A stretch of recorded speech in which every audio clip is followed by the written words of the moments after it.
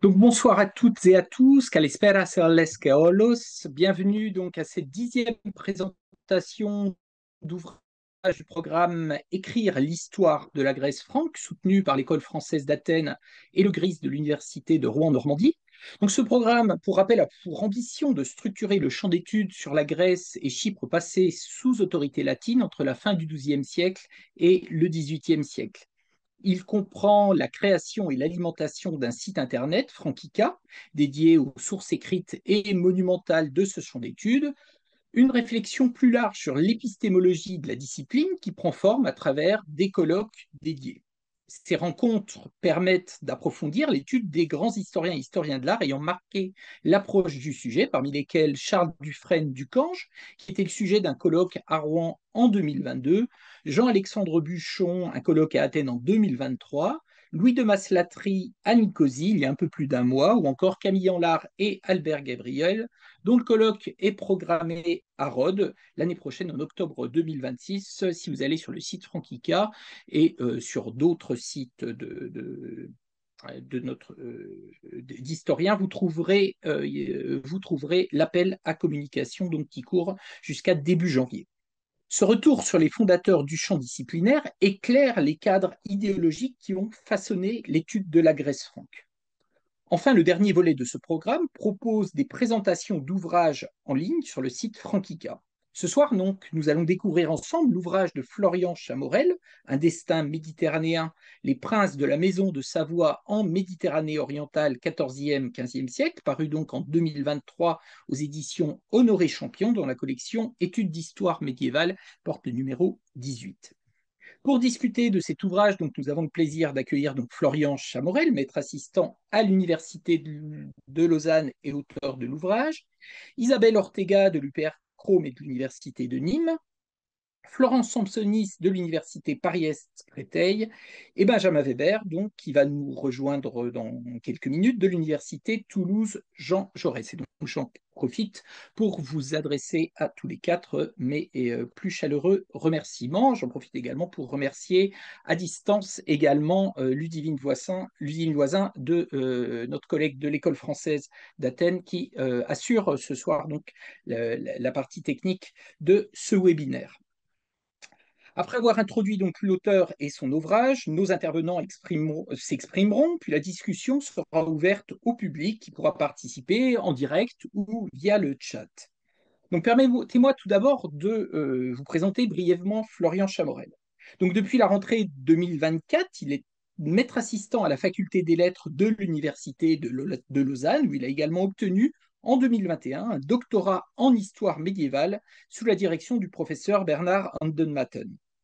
Spécialiste des expéditions savoyardes en Orient, il a réalisé un mémoire de master sur l'expédition du Comte Vert en Orient, qui a donné lieu à une première publication en 2016 d'un ouvrage intitulé, vous l'avez à gauche ici sur votre diaporama, Ad partes infidelium, la croisade d'Amédée VI de Savoie 1366-1367.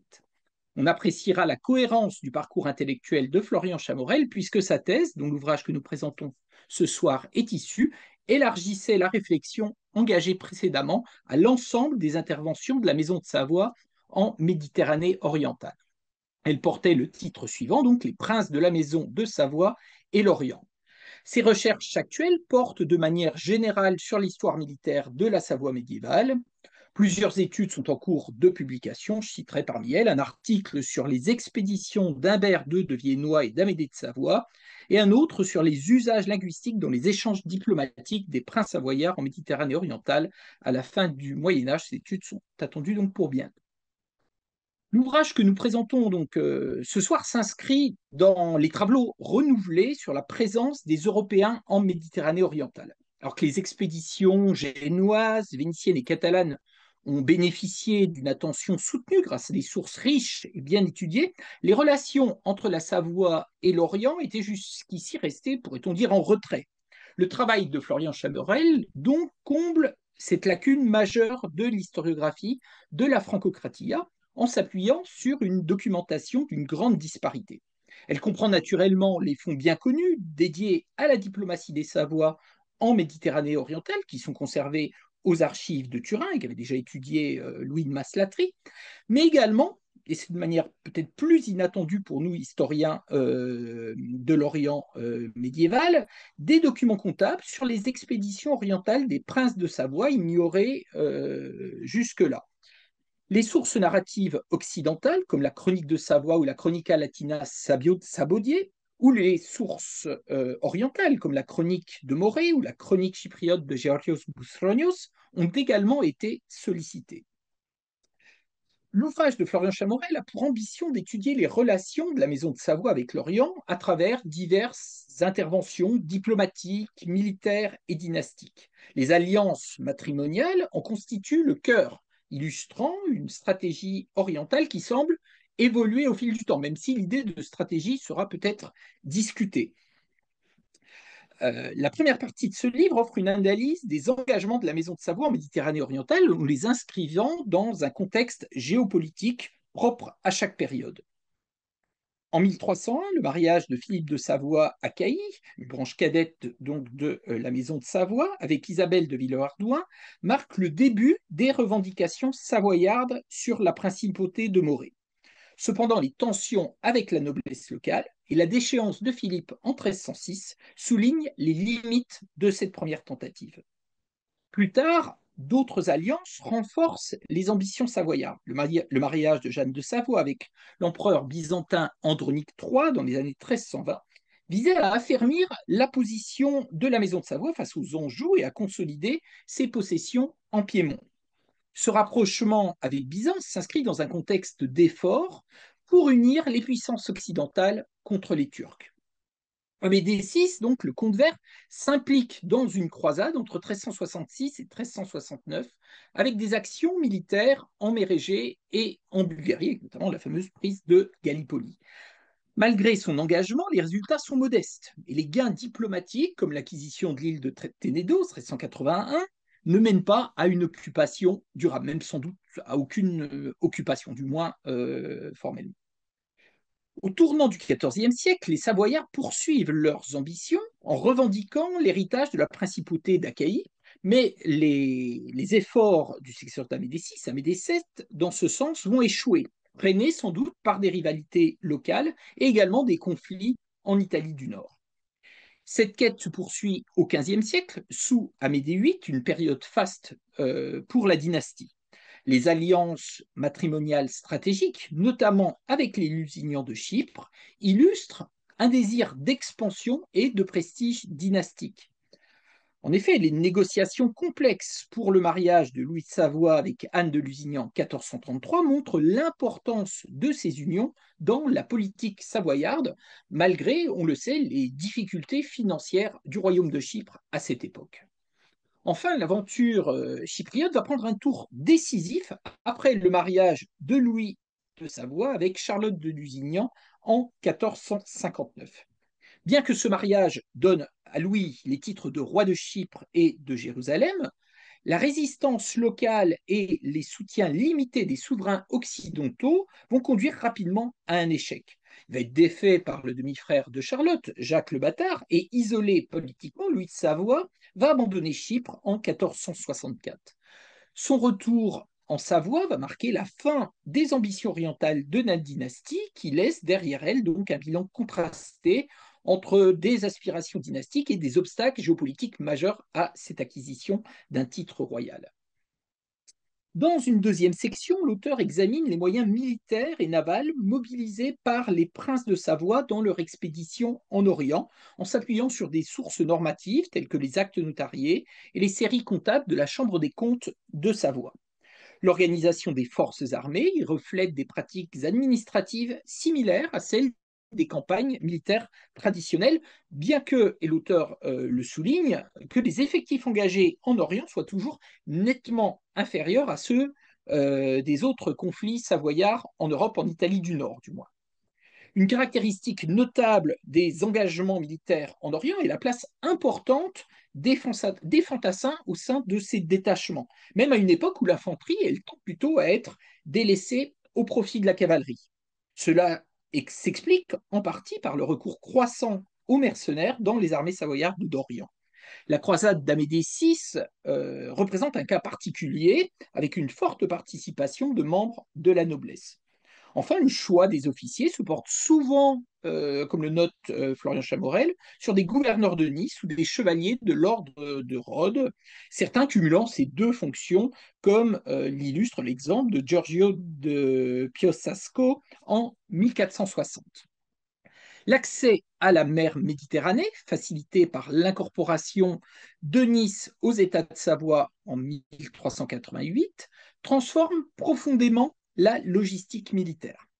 Désormais, les Savoie s'appuient sur les flottes de Gênes et de Venise pour affréter leurs escadres, préférant le nolis des navires à la construction d'une flotte propre, comme on aurait pu l'imaginer, à Villefranche-sur-Mer plutôt qu'à Nice. Mais cette option était jugée moins rentable, sans doute à court terme. Les relations avec Gênes basées sur des intérêts communs sont plus étroites, tandis que c'est plutôt une attitude de méfiance qui prédomine dans les échanges avec la Sérénissime. Les campagnes militaires en Méditerranée orientale se révèlent être parmi les plus coûteuses de l'histoire de la Maison de Savoie. En effet, et ça c'est vraiment un des apports notables de l'étude de Florian Chamorel, les archives comptables montrent que les frais d'entretien des escades et des troupes représentent un véritable gouffre financier. L'ensemble des dépenses liées à ces expéditions est intégré au mécanisme de la trésorerie générale. Cependant, une exception qui se distingue, ce sont les dépenses consacrées au secours de Chypre en 1459-1460, les secours donc apportés à Louis de Savoie et Charlotte contre Jacques le Bâtard, qui représentent seulement 66% des recettes annuelles de la période, montrant ici une gestion financière relativement plus maîtrisée.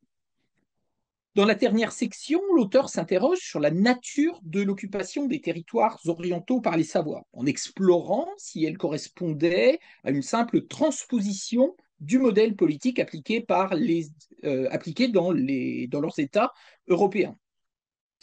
Cependant, l'auteur de l'ouvrage se montre extrêmement prudent car il il reconnaît que la durée de l'occupation était très limitée. En effet, elle varie de quelques mois pour Amédée VI dans le Péloponnèse à un maximum de quelques mois donc pour Amédée VI à un maximum de 2 ans donc pour Philippe de Savoie-Achaïe, lui donc en Morée dans le Péloponnèse. Et également pour une durée à peu près similaire pour le roi Louis à Chypre, 1458-1460. Ces périodes sont marquées par des défis constants à l'autorité des Savoies, donc on est plutôt dans une politique de contrôler les autorités locales plutôt que de mettre en place des phases qui pourraient s'apparenter à une colonisation. En effet, en Morée, Philippe de Savoie fait face aux contestations du maréchal de la principauté, Nicolas III de Saint-Omer, ainsi qu'à une révolte à la Scorta. La chronique de Morée le décrit d'ailleurs comme un prince avide et tyrannique. De manière étonnante, l'auteur relève qu'aucun prince de Savoie ne s'est rendu à Jérusalem, bien que certaines familles de leur entourage, notamment les fils illégitimes, aient participé activement aux croisades. Ces expéditions permettent non seulement de renforcer leur réputation en Occident, mais aussi de gagner en expérience en s'appuyant sur une logique politique et géographique ainsi que sur leurs ressources financières. L'ouvrage explore également dans cette dernière section la place de l'Orient dans la culture curiale savoyarde. Et contrairement à d'autres cours européennes, les Savoies n'ont pas cultivé un intérêt marqué pour l'Orient dans leur bibliothèque, bien qu'on y trouve des œuvres comme La conquête de la Grèce par Philippe de Madien, un roman de chevalerie écrit par Périnet Dupin en 1448. La présence de figures orientales reste plutôt limitée, à l'exception évidemment notable de la duchesse Anne de Chypre. Les éléments chypriotes rapportés par les chroniqueurs à la cour de Savoie, leur influence doit être relativisée. Des figures comme Thomas de Sour, qui vient donc de Chypre avec Anne, et tour à tour administrateur du diocèse de Genève, puis archevêque de Tarentaise de 1460 à 1472, ce type de personnage reste, selon Florian Chamorel, une exception à la cour de Savoie. ces transfuges de Chypre vers la Savoie. La partie s'achève sur l'analyse des revendications des Savoie aux titres orientaux. Le titre de prince d'Achaïe disparaît de la maison de Savoie après la mort du dernier représentant de la branche des Savoie-Achaïe en 1418. En revanche, la revendication du titre royal de Chypre persiste et reste une préoccupation notable. Au-delà du Moyen Âge, pendant le début de la période moderne, Yolande de France, duchesse régente de 1469 à 1475, joue un rôle actif dans les affaires chypriotes au nom du jeune duc Philibert de Savoie. Plus tard, au XVIe-XVIIe siècle, entre 1580 et 1630, le duc Charles-Emmanuel dirige sa politique vers l'acquisition d'un titre royal, témoignant ici de l'importance durable de cette ambition dans la stratégie dynastique des Savoies. Pour terminer, on soulignera également que cet ouvrage s'accompagne d'une riche documentation annexe. On compte 32 tableaux, 6 cartes, 6 arbres généalogiques, ainsi que 53 pages de sources et de bibliographie, sans oublier un index des noms de lieux et de personnes. On l'aura compris, donc, il s'agit d'un ouvrage majeur qui fera date, n'en doutons pas, avec une qualité d'écriture remarquable, je tiens à le souligner, une contribution essentielle non seulement à l'histoire de la Maison de Savoie, mais plus généralement aussi à celle de la présence occidentale en Méditerranée orientale au bas Moyen Âge. Donc, pour ouvrir la discussion, j'aimerais, Florian, si vous me permettez, vous inviter à revenir un petit peu sur une question historiographique qui, comme vous l'avez compris, est un peu au cœur des réflexions de notre équipe Franquica dans le cadre de la série de colloques que nous organisons. Et je m'interroge donc sur l'existence, la pertinence, disons, d'une chronologie singulière concernant la mémoire et l'histoire de cette présence savoyarde en Méditerranée orientale. On a en effet l'impression que cette histoire ne suit pas la même temporalité que d'autres récits nationaux, notamment en France, où elle va se développer au XIXe siècle, portée par les idées coloniales et nationalistes, tandis que la mémoire de la présence franque en Orient va rester relativement discrète au XVIIe, XVIIIe siècle en France, à l'exception évidemment notable de Ducange. En revanche, en Savoie, on observerait, je fais un conditionnel, hein, un mouvement inverse. On a un intérêt soutenu dès le XVIIe siècle, qui est incarné évidemment par la grande figure de Samuel Guichenon, mais on a également, et les archives de Turin, la bibliothèque de Turin en témoigne, de nombreux opuscules écrits qui reprennent cette histoire de la présence savoyarde en Orient. Donc on a une très forte une cristallisation de cette mémoire et de cette histoire au XVIIe siècle, suivie peut-être d'un relatif oubli au XIXe siècle. Et j'étais frappé par deux choses, deux exemples. C'est-à-dire le fait que les rois d'Italie au milieu du XIXe siècle, le Risorgimento, effacent de leur titulature ces références à l'Orient, ces références, leur titulature, effacent leur titre de roi de Chypre et de Jérusalem. Et la deuxième référence, c'est la citation à la fin de votre ouvrage, donc ce roi italien qui dialogue avec Théodore Herzl, et je le cite, je cite Charles-Emmanuel Ier, donc un de mes ancêtres de 11-12 générations d'arrière, un Charles-Emmanuel, avait l'ambition de devenir roi de Macédoine ou de Chypre. Je ne m'en rappelle plus, au cœur du 19e siècle. Toutefois, un roi de l'un de ces pays, il était un peu fou, mais il avait de grandes idées. C'est-à-dire, comme si au 19e siècle, cette mémoire s'était un petit peu oubliée. Donc ma question, c'est un petit peu cette lecture que je fais de l'historiographie de la présence savoyarde en Orient, vous semble-t-elle pertinente ou pensez-vous qu'il faut la nuancer ou peut-être vous inscrivez à contre-courant de cette lecture? Voilà un petit peu ma lecture et ma question sur votre ouvrage, Florian. Bien, bah, avant de commencer, merci encore pour votre invitation et pour ce beau résumé de mon ouvrage qui me touche énormément. Je pense c'est vrai que l'étude de la présence des Savoies en Orient suit plusieurs vagues. Alors c'est vrai que ça débute très tôt fin du XVIe, début du XVIIe siècle, notamment dans ce contexte où la Maison de Savoie en fait revendique le titre royal de Chypre qui est détenu par Venise. Et en fait, c'est un peu le catalyseur qui va provoquer la rédaction de plusieurs traités apologétiques pour confirmer les droits et la légitimité en fait de la Maison Savoie à avoir le titre royal de Chypre. Mais au final, c'est pas véritablement, comment dire, quand on lit ces traités, il n'y a pas une histoire vraiment de la dynastie en Orient. On parle pas du tout de la Morée, ni des liens avec l'Empire byzantin ou les expéditions militaires. C'est vraiment concentré sur le cas chypriote, et les autres dossiers passent en fait un tout petit peu à la trappe. Donc à la fois, il y a tout de même une volonté de garder ben, une mémoire de l'histoire dynastique, mais c'est vraiment concentré sur cet enjeu du titre royal. Et ce qui se confirme que cet intérêt, il est vraiment beaucoup plus politique et dynastique que vraiment historique et de mémoire, c'est que dès que les Savoies obtiennent d'abord le titre de roi de Sicile, et qui a ensuite assez rapidement échangé avec le titre de roi de Sardaigne.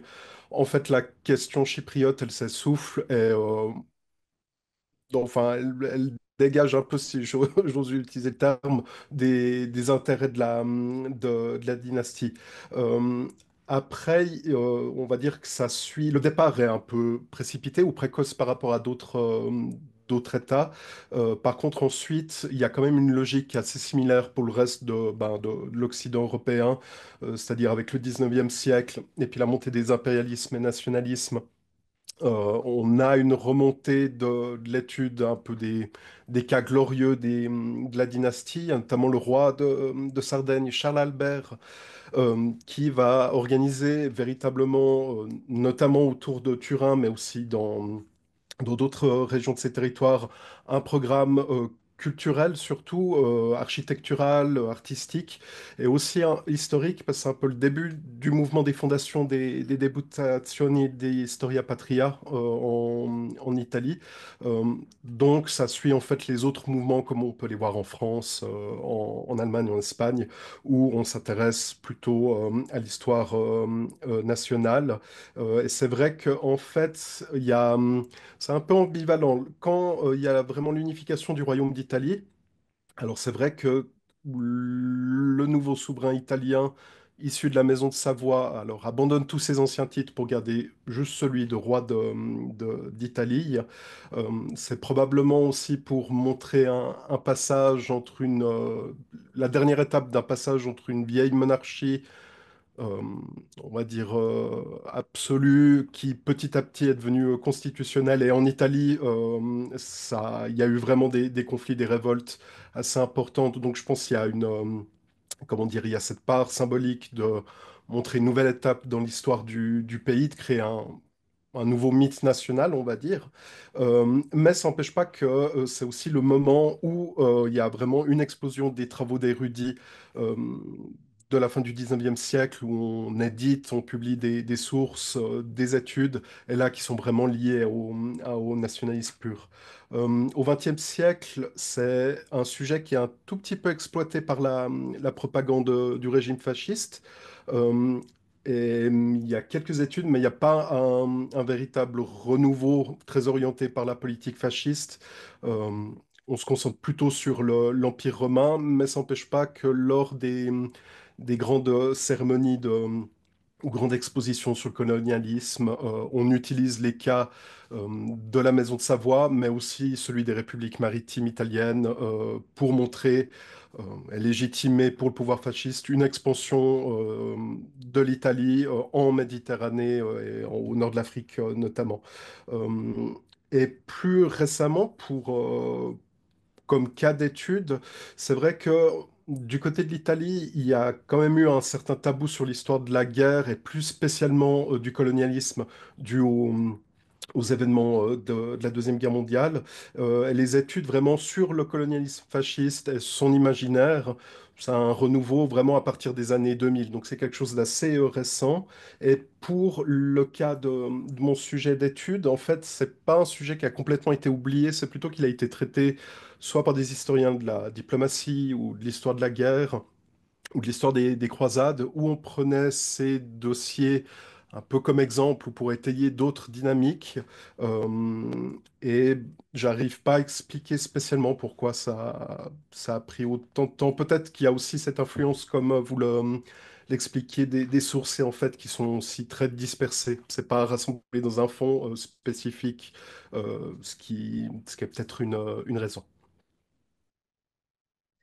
Merci Florian pour cette réponse étayée. Donc finalement, une historiographie qui s'inscrit peut-être dans ces courants européens plus traditionnels et en effet, peut-être pas confondre la littérature qui découle des revendications dynastiques du XVIIe siècle avec avec la constitution véritable d'une historiographie de cette question. Merci. Nous allons laisser la parole à Isabelle Guizard-Ortega, donc de l'Université de Nîmes, donc j'imagine, donc spécialiste de l'anthroponymie nobiliaire en Morée, des réseaux et lignages nobiliaires en Morée. Donc j'imagine que les questions qu'aborde Florian dans son ouvrage ont fait écho à plusieurs de ses travaux et à plusieurs de ses interrogations. Isabelle, si vous voulez bien reprendre. Tout à fait. Bonjour, bonsoir à tous. Et je tiens tout d'abord à féliciter Florian Chamorel pour ce travail d'envergure, présentant cette maison de Savoie dans ses interventions en Méditerranée orientale. C'est quand même un bel ouvrage de près de 700 pages, un travail fourni, étayé, et qui vient éclairer ces princes, voisins des Montferrat, dont la politique orientale avait déjà été étudiée par Walter Haberstumpf, entre autres, et que l'on connaissait peut-être un peu mieux. Mais c'est un ouvrage très intéressant et je me réjouis de participer à ce webinaire. Alors, pour ma part, j'ai pris effectivement le temps de lire plus particulièrement les premières et les troisièmes parties. On s'était réparti la tâche en laissant à d'autres spécialistes les aspects militaires. Et le domaine qui m'a le plus intéressé étant celui, voilà, des alliances matrimoniales et des réseaux qui en sont la conséquence et qui sont envisagés à plusieurs reprises dans votre travail, mais surtout quand même dans la première partie. J'ai quand même été, et bon, c'est peut-être mon cursus universitaire, je lis toujours quand même les intros, les conclusions, j'aime beaucoup la structure. Donc, dans votre introduction qui est bien étayée aussi, cela permet de présenter, donc hormis le contexte que l'on attend bien sûr, mais de cette zone, une principauté qui regarde et surtout qui s'élance vers un horizon levantin sans disposer d'un domaine sur place ou de capacités navales propres. Mais pour autant, son histoire permet de mieux comprendre l'expansion latine outre-mer, et cela m'intéresse au premier plan.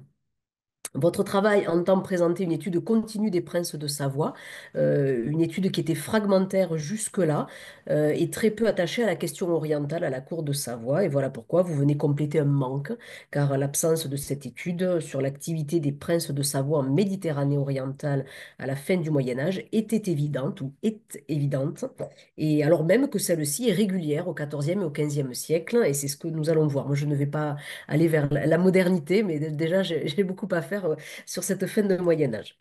Votre recherche repose donc sur des fonds d'archives variés, mais Philippe l'a rappelé précédemment, mais vous le présentez en introduction, et on voit bien que le cas, à la fois également, vous vous servez des sources narratives qu'il ne faut pas oublier, malgré leurs défauts.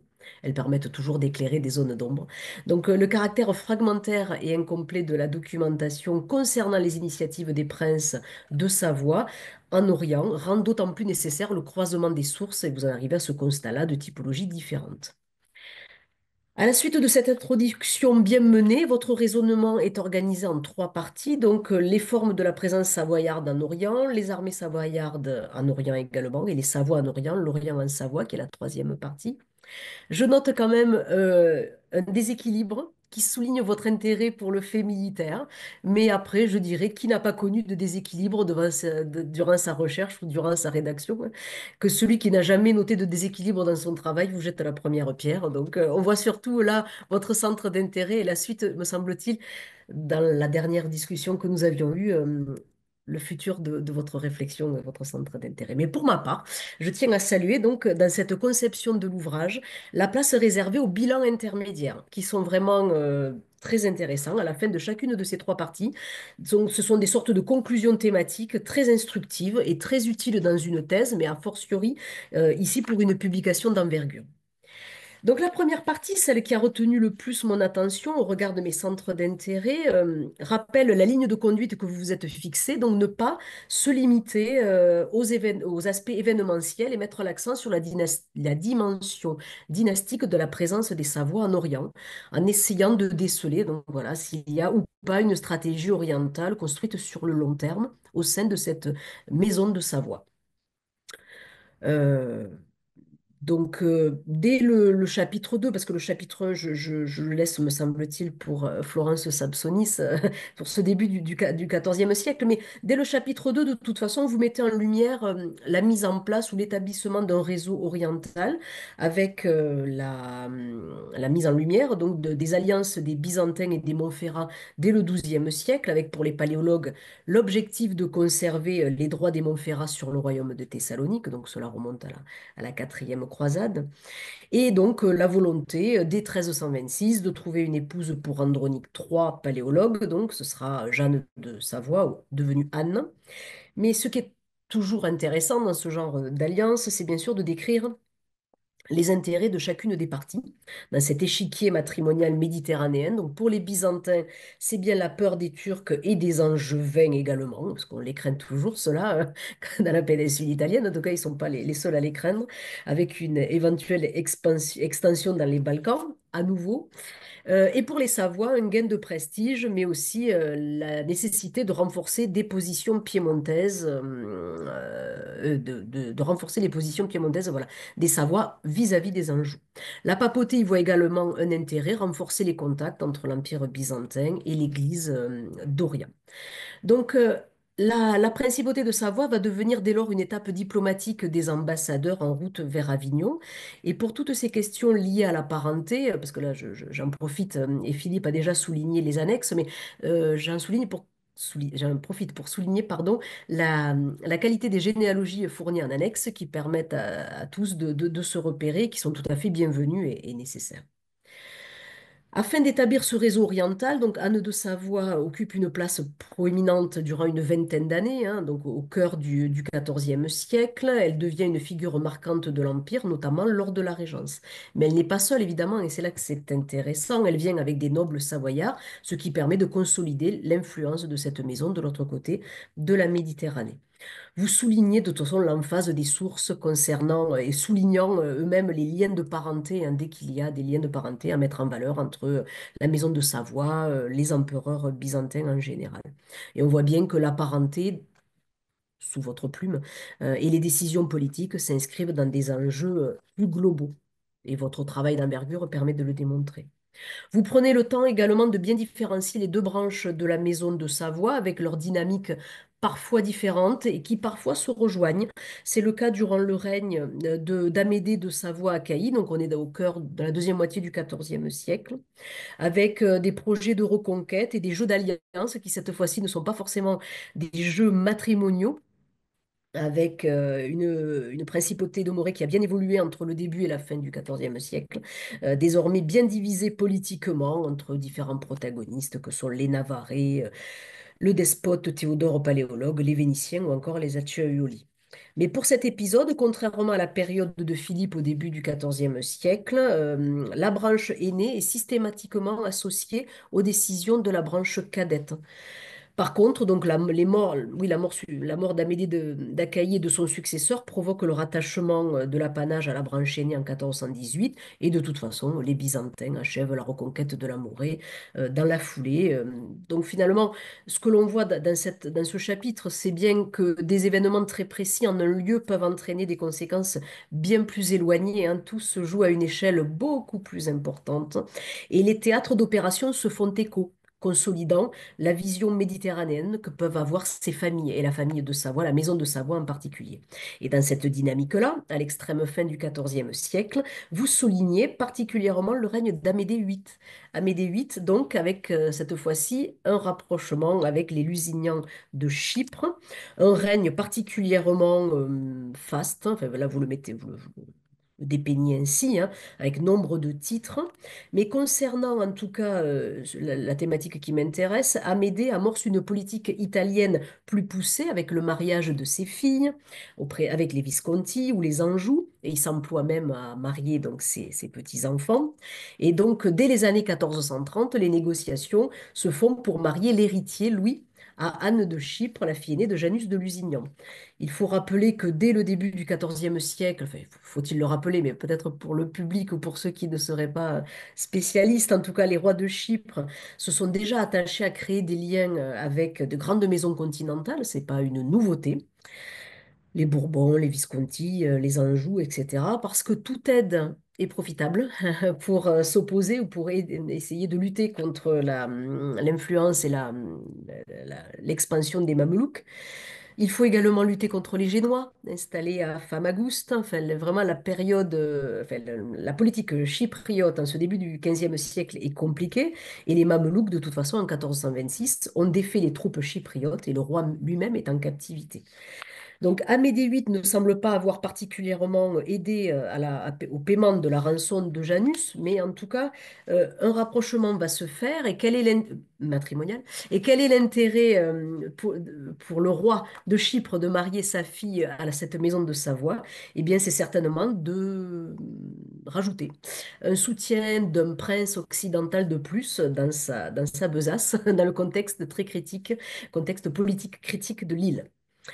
Le mariage de Louis de Savoie avec Anne de Chypre va donc pouvoir intervenir. Alors, bon, il y a quelques rebondissements. Je vois le temps qui passe, je me dépêche. Mais en tout cas, le mariage est conclu et la princesse arrivera à Nice en 1434 et ils sont effectivement mariés durant cette année-là. On voit bien qu'au cœur du XVe siècle, il y a donc une réorientation du réseau d'alliances et des choix faits par cette maison, désormais vers Chypre. Et cela est confirmé par le règne de Louis de Savoie, donc il y a beaucoup d'ambition et qui devient enfin, très, très important en ce cœur de XVe siècle. Si pendant un temps l'intérêt s'est porté alors sur la dynastie byzantine, euh, mais les stratégies se mettant en place à la fin des années 1440, autant dire que l'alliance avec les Byzantins va très vite tourner court avec la chute de Constantinople. Et donc les Savoie, à partir de là, vont choisir, vont concentrer leurs efforts sur Chypre, obtenir donc le trône, donc cette fois-ci en mariant Charlotte de Lusignan, héritière de Jean II, à Janus de Savoie. Enfin, voilà, là aussi avec des tractations qui s'engagent et un mariage célébré. Donc ça semble être, et vous le mettez en valeur, la consécration d'une politique qui perdure et qui s'est progressivement mise en place, engagée par la Maison de Savoie depuis longtemps, avec l'obtention d'un titre royal. Malheureusement, c'est tellement fugace que voilà, l'opposition se relève, le demi-frère Jacques, enfin là après c'est de la politique chypriote, mais Philippe Trella l'a évoqué précédemment. Et puis finalement, ce n'est pas tant. Enfin, il y a également le fait que Louis meurt en 1465 avec donc toute une politique qui aura coûté très cher à cette maison et qui peut-être n'est plus d'actualité. Alors c'est vrai que désormais Chypre va, et les rois de Chypre, donc à commencer par Jacques de Lusignan, va se rapprocher des Vénitiens et surtout une ambition de Louis qui est difficilement conciliable avec les capacités financières de cette maison, désormais en conflit avec les Sforza et qui a beaucoup d'autres dépenses à faire. Par contre, et vous soulignez bien, vous insistez sur le fait que c'est surtout par leur étendue chronologique que les projets chypriotes se démarquent. Hein, vraiment, c'est le long terme, de toute façon, que vous affectionnez, de même que le théâtre méditerranéen en général. Et c'est une bonne option, me semble-t-il, pour bien comprendre les choses. Dans le bilan intermédiaire de cette première partie, donc, vous soulignez le siècle et demi que vous avez traité et la détermination de cette maison durant cette période-là. Et vous soulignez également la régularité, la constance et la détermination de cette maison, puisque chaque principat est marqué par une activité liée à l'Orient méditerranéen. Vous notez le rapport entre le déclenchement d'une initiative en outre-mer, dans l'outre-mer et le contexte de la principauté en Occident. Et l'expansion dans le Levant est encouragée par l'impossibilité d'agrandir ses frontières en Occident même. Donc ces alliances proviennent, et vous le soulignez là encore, de concours de circonstances dépendant d'opportunités, mais pour autant la percée de cette maison de Savoie en Méditerranée orientale est un moyen d'étendre son influence et son prestige hors de ses frontières. Et aussi c'est vu comme une ouverture produite par une politique d'expansion résolument tournée vers l'Italie. Et cela se retrouve également dans votre troisième partie, où là, l'Orient, et vous le précisez bien, n'est pas l'objet d'une attirance pour lui-même, mais pour ce qu'il représente. Et on le retrouve sans doute d'un point de vue culturel, mais également d'un point de vue matrimonial. Et vous précisez également, pour finir avec cela, avant ma question, il est plus opportun de parler non pas de politique au singulier, mais de politiques orientales. Et on l'a vu avec la question de Philippe Trella, finalement, c'est vrai qu'au fil des siècles, la conjoncture n'étant pas la même, les choix ne sont pas les mêmes. J'en viens donc à ma question, et je pense avoir tenu le temps. D'après vous, car cela a bien été envisagé dans les premières et deuxièmes parties de façon détaillée, mais est-il possible de savoir ce qui est mis davantage en avant au sein de cette dynastie pour étayer sa politique orientale? Est-ce que c'est l'aspect militaire, alors je sais qu'on n'en a pas encore parlé, mais ou est-ce que c'est l'aspect matrimonial? Voilà. Est-ce que j'ai l'impression que cela dépend des périodes, mais ce n'est que mon avis de non-spécialiste pour le coup là sur cette question-là.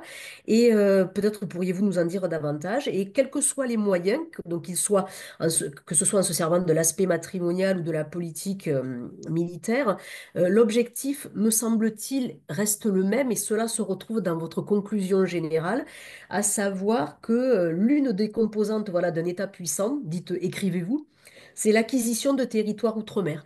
Et donc peut-être que si l'objectif est le même, quels que soient les moyens finalement, tour à tour, des mariages, des guerres, des pèlerinages, peut-être que tout est bon à prendre.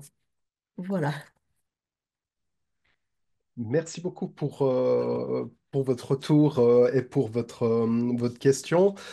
C'est vrai que que je suis assez prudent et que que ce soit, enfin, c'était surtout pendant la rédaction puis l'élaboration de la thèse où j'évitais d'essayer d'entrer dans un schéma strict ou de voir une grande, comment dire, une grande stratégie des Savoies, un grand plan avec majuscule à s'étendre en Méditerranée. Mais par rapport à votre question, alors certes, il y a quelques expéditions militaires d'ampleur à l'échelle de la Savoie, mais au final, je pense que le point vraiment le plus important et qui est vraiment véritablement le moteur de ces ambitions, c'est vraiment l'aspect matrimonial. Euh, que ce soit pour la Morée ou pour Chypre, euh, une présence ou une activité, à chaque fois, elle découle d'un mariage et d'une alliance entre la maison de Villehardouin ou celle des Lusignans à Chypre. Donc, je pense que c'est vraiment les alliances matrimoniales qui sont le véritable catalyseur. L'exception, en fait, qui vient confirmer la règle, c'est la croisade d'Amédécis, qui est vraiment une expédition militaire importante, la plus grande pour la dynastie.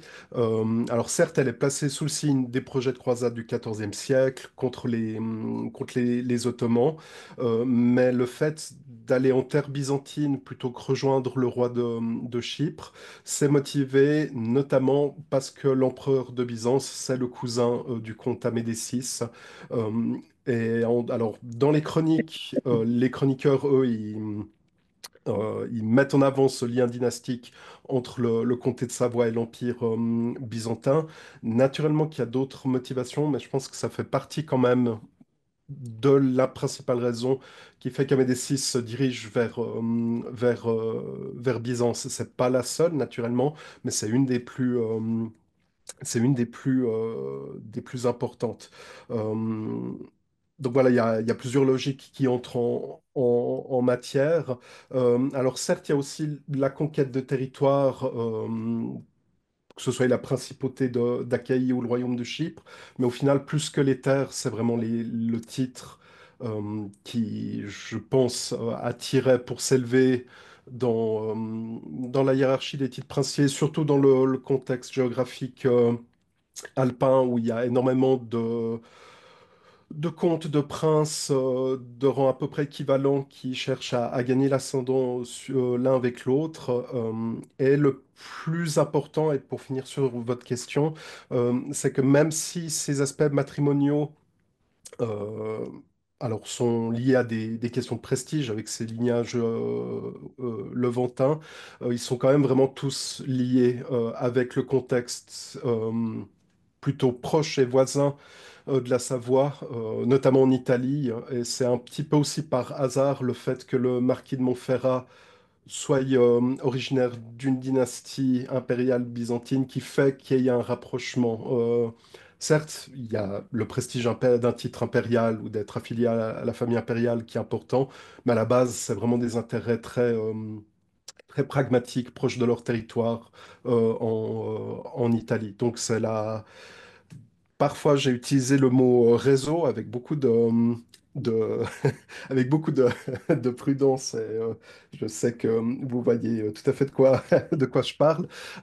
Mais j'avais de la peine à justement à imaginer vraiment une toile qui s'attache à vraiment placer la dynastie des Savoie en Méditerranée avec un projet vraiment concret, alors que c'est vraiment plutôt des opportunités sur le moment et vraiment liées à leur territoire propre.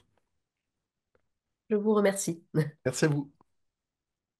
Merci Florian et Isabelle pour cet échange là, qui met vraiment en lumière la densité de la politique matrimoniale des Savoies en Orient et puis un petit peu cette figure d'Amédée VI qui échappe un petit peu à tout cela et c'est peut-être pas étonnant justement que ce soit ce personnage-là qui a attiré le regard des historiens très tôt. Je pense au travail fondateur d'Eugène Cox dans les années 60 sur Amédée VI, et vous-même, Florian, c'est le premier personnage, peut-être par votre tropisme militaire, qui vous a intéressé. Alors, je vous propose de rester sur ces questions peut-être matrimoniales et d'alliance Orient-Occident en faisant rentrer un troisième acteur, la Maison Angevine, avec Florence Sobsonis, donc de l'Université de Paris-Est-Créteil, qui s'est justement intéressé à cette période angevine de la principauté de Morée de 1267 à 1369, deux acteurs majeurs, Charles Ier, Charles II, donc pour nous présenter un petit peu peut-être ces trois lieux, donc l'Anjou, la Savoie, les relations entre ces deux maisons et l'Orient méditerranéen, à savoir la maison angevine, la maison de Savoie et l'Orient méditerranéen. Florence, si vous voulez poursuivre. Oui, tout à fait. Bonsoir à tous. D'abord, je félicite aussi hein, Florian Chamorel pour son travail particulièrement assidu sur des sources, je pense, très difficiles, notamment tout ce qui est sources comptables. Ça ne doit pas être voilà, facile à appréhender. Et donc, effectivement, moi, j'ai porté un intérêt particulier à l'installation, quoique très, très provisoire finalement dans le temps, donc d'une branche de la dynastie des Savoie en Morée grâce à l'union réalisée entre Philippe de Savoie et Isabelle de Villehardouin. Alors, pour mieux comprendre les enjeux de cette alliance, j'aimerais revenir rapidement, hein, dans un premier temps, sur justement la situation politique de la Morée et notamment ses relations avec le royaume angevin de Naples. Effectivement, ce nouvel acteur.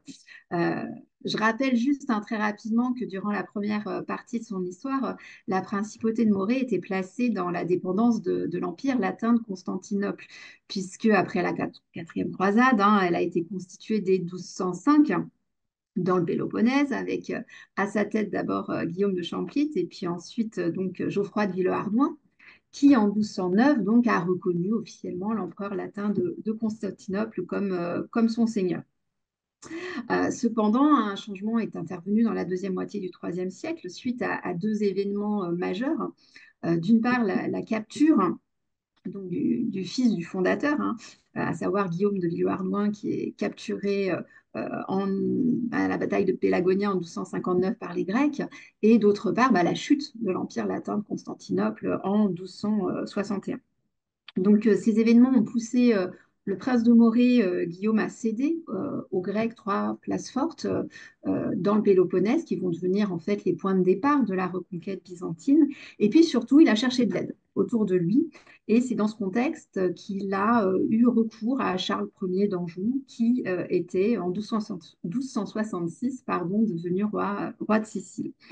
Donc en 1267, par le traité de Viterbe, Guillaume de Villehardouin, donc en échange d'aide, de secours matériels, cède sa principauté et ses dépendances au roi de Sicile sous certaines conditions, notamment, je rappelle brièvement parce que ça va avoir un rôle important, mais le mariage de sa fille Isabelle avec un fils de Charles Ier d'Anjou, d'une part, et d'autre part, une condition importante, hein, si le couple n'avait pas d'héritier, si son gendre mourait avant lui, eh bien la principauté reviendrait pleinement à ce moment-là à Charles Ier. Donc cette date, hein, 1267, est déterminante puisque à partir de là, l'Amoré rentre dans une situation de dépendance vis-à-vis des rois de Sicile, même si hein, les modalités d'exercice du pouvoir angevin ont varié au cours des années suivantes. Puisque dans un premier temps, donc, le prince Guillaume a gouverné jusqu'à sa mort. Ensuite, bah, son gendre étant mort avant d'avoir eu un enfant, l'Amoré est revenu à Charles Ier. Donc il a dirigé directement enfin en tant que seigneur direct, mais par l'intermédiaire de représentants. Et puis, on en arrive à Isabelle. En 1289, Isabelle de Villehardouin devient l'héritière de la principauté. La principauté lui est restituée par Charles II, cette fois-ci, d'Anjou, qui a succédé à son père. Donc Isabelle de Villehardouin, qui avait d'abord épousé un des fils de Charles Ier et qui, une fois veuve, donc épouse en 1289 Florent de Hainaut. Le problème, c'est que la situation se complexifie encore un petit peu plus avec la mise en place d'un échelon intermédiaire entre, d'une part, donc, le couple princier et le roi de Sicile, Charles II, puisque en fait, Charles II, quelques années après, on est en 1294, a décidé de transférer à son quatrième fils, Philippe de Tarente, tous ses droits sur la principauté de Morée. Ce qui veut dire qu'à partir de cette date, euh, on a Philippe de Tarente comme seigneur supérieur de la Morée. Au-dessus de lui, donc Charles II, puisque Philippe est censé rendre hommage à son père pour ses terres. Et donc, cette concession a vraiment créé un échelon intermédiaire entre le couple princier et Charles II. Et ça va compliquer durablement, y compris donc, pour Philippe de Savoie, justement, les relations avec les Angevins. Donc, c'est dans ce contexte que je viens de rappeler qu'intervient le mariage en 1301 entre Isabelle et Philippe de Savoie, mariage qui a posé problème au roi de Sicile, Charles II, dès le départ, enfin avant même d'avoir lieu. Vous rappelez bien d'ailleurs comment, voilà, après le décès de Florent de Hainaut, donc le deuxième mari d'Isabelle, en 1297, Isabelle a pris donc la décision d'épouser Philippe de Savoie, donc neveu du comte Amédée V, et vous soulignez bien les enjeux qui sont purement politiques hein, pour les deux parties. Pour Isabelle, il s'agit de trouver une aide militaire à nouveau, dans un contexte où son territoire est grignoté de plus en plus par les Grecs. Et puis, pour Philippe de Savoie, il s'agit de renforcer sa situation géopolitique. Hein, je vous cite, la Morée lui permettant d'étendre ses possessions. Or, Charles II refuse ce mariage et décide, donc on est en début février 1301, de destituer Isabelle de la principauté qu'il transfère alors à Philippe de Tarente. Alors, les arguments de ce refus sont exposés hein, dans l'acte de destitution et vous les rappelez, hein, Isabelle de Villehardouin n'avait pas respecté en fait certaines clauses qui étaient contenues dans l'acte par lequel Charles II lui avait restitué la Morée quelques années auparavant. En effet, il était dit que en cas de remariage après la mort de Florent de Hainaut, elle devrait absolument informer le roi et lui en demander la permission, ce qui n'a pas, semble-t-il, été le cas. Mais outre le non-respect de ces clauses, il me semble qu'une autre raison pourrait aussi expliquer son refus, à savoir justement ses relations avec la maison de Savoie. Un indice me semble donné par les listes de témoins de l'acte de destitution, puisqu'est cité entre autres Louis de Savoie, le frère d'Amédée V, donc oncle de Philippe de Savoie, qui est assez proche du roi de Sicile. Hein. Il s'apprête à peu près au même moment à épouser Isabelle d'Aulnay, qui fait partie de l'entourage royal. Or, Louis de Savoie s'est opposé à son frère Amédée, me semble-t-il, hein, à plusieurs reprises, et je me suis demandé s'il n'avait pas pu vouloir influencer le roi afin d'éviter que Philippe n'acquiert justement ce statut prestigieux de prince. Et l'opposition de Charles II à ce mariage pourrait aussi s'expliquer, vous me le direz, par la personne même de Philippe de Savoie et les rivalités internes en fait à la maison de Savoie. Euh, Toujours est-il que malgré cette opposition, bah, finalement, le mariage a bien eu lieu quelques jours après à Rome. Et Charles II a changé d'avis, semble-t-il, là aussi pour plusieurs raisons. Vous évoquez le rôle important qu'a joué le pape dans cette décision. Pape qui a toujours été soucieux hein, du sort des territoires francs d'Orient, qui semble avoir, enfin, qui a soutenu le mariage et qui a mandé hein, deux envoyés spéciaux auprès de Charles II pour le faire changer d'avis. Il me semble qu'en plus du pape, d'autres personnes ont pu aussi jouer le rôle de médiateur dans ce mariage, et notamment le roi de France. Parce que, vous le rappelez, parmi les convives présents au mariage sont cités aux côtés du comte Amédée, l'archevêque de Lyon, le comte de Saint-Paul, mais aussi Pierre Flotte, conseiller du roi de France. Et on a vraiment l'impression que ces noces furent une affaire internationale et ce caractère est peut-être aussi une clé pour comprendre ensuite la décision du prince. Je me suis interrogée sur les raisons de la présence de Pierre Flotte, qui a joué un rôle important dans les négociations, notamment des frontières entre le comte Amédée V et le Dauphiné quelques années auparavant. Et sa présence témoigne sans aucun doute du soutien de Philippe le Bel, puisqu'il était l'homme de confiance du roi. Et il est intéressant d'ailleurs de noter que on retrouve finalement au mariage d'Isabelle aussi bien Pierre Flotte, le comte de Saint-Paul et l'archevêque de Lyon qui étaient présents à Rome quelques années auparavant pour la canonisation de Saint-Louis. On retrouve ce même entourage. Et donc, le pape et le roi de France, me semble-t-il, ont pu s'accorder sur le bien fondé de ce mariage, s'inscrivant sans doute dans le cadre de bonnes relations à entretenir avec le comte de Savoie. Donc, grâce à ces interventions, Charles II est revenu sur sa décision et effectivement, il a restitué la Morée à Isabelle, d'une part, même si c'est à des conditions un petit peu plus désavantageuses que lors de son précédent mariage. Elle doit payer un tribut annuel notamment. Et le 23 février, Philippe de Savoie est enfin investi de la principauté de Morée. Mais les tensions ne s'arrêtent pas là. Et les tensions entre Charles II et le couple princier continuent, amenant le roi à décider de destituer Isabelle et Philippe. Et décidément, Charles II semble avoir été l'obstacle majeur hein, à l'établissement durable de Philippe de Savoie en Morée. Vous rappelez bien les circonstances. Donc en 1304, soit 2 ans à peine, hein, enfin, le prince, donc Philippe, reçoit la principauté fin 1301. Il semble arriver en Morée en 1302 et 2 ans après seulement, Charles II décide de republier l'acte de 1301, destituant donc le couple princier et donnant tous les droits sur la Morée à son fils Philippe de Tarente. Vous rappelez qu'il y a eu des tentatives de négociation, mais Philippe a été déclaré déchu de ses droits en 1306 et un traité a réglé définitivement la question en 1307 puisque Philippe renonce alors à la Morée et reçoit en échange le comté d'Alba qui est érigé en principauté 1 an après. Donc là, ça rejoint ce que vous disiez tout à l'heure, le titre de prince semble être vraiment fondamental dans toute cette histoire.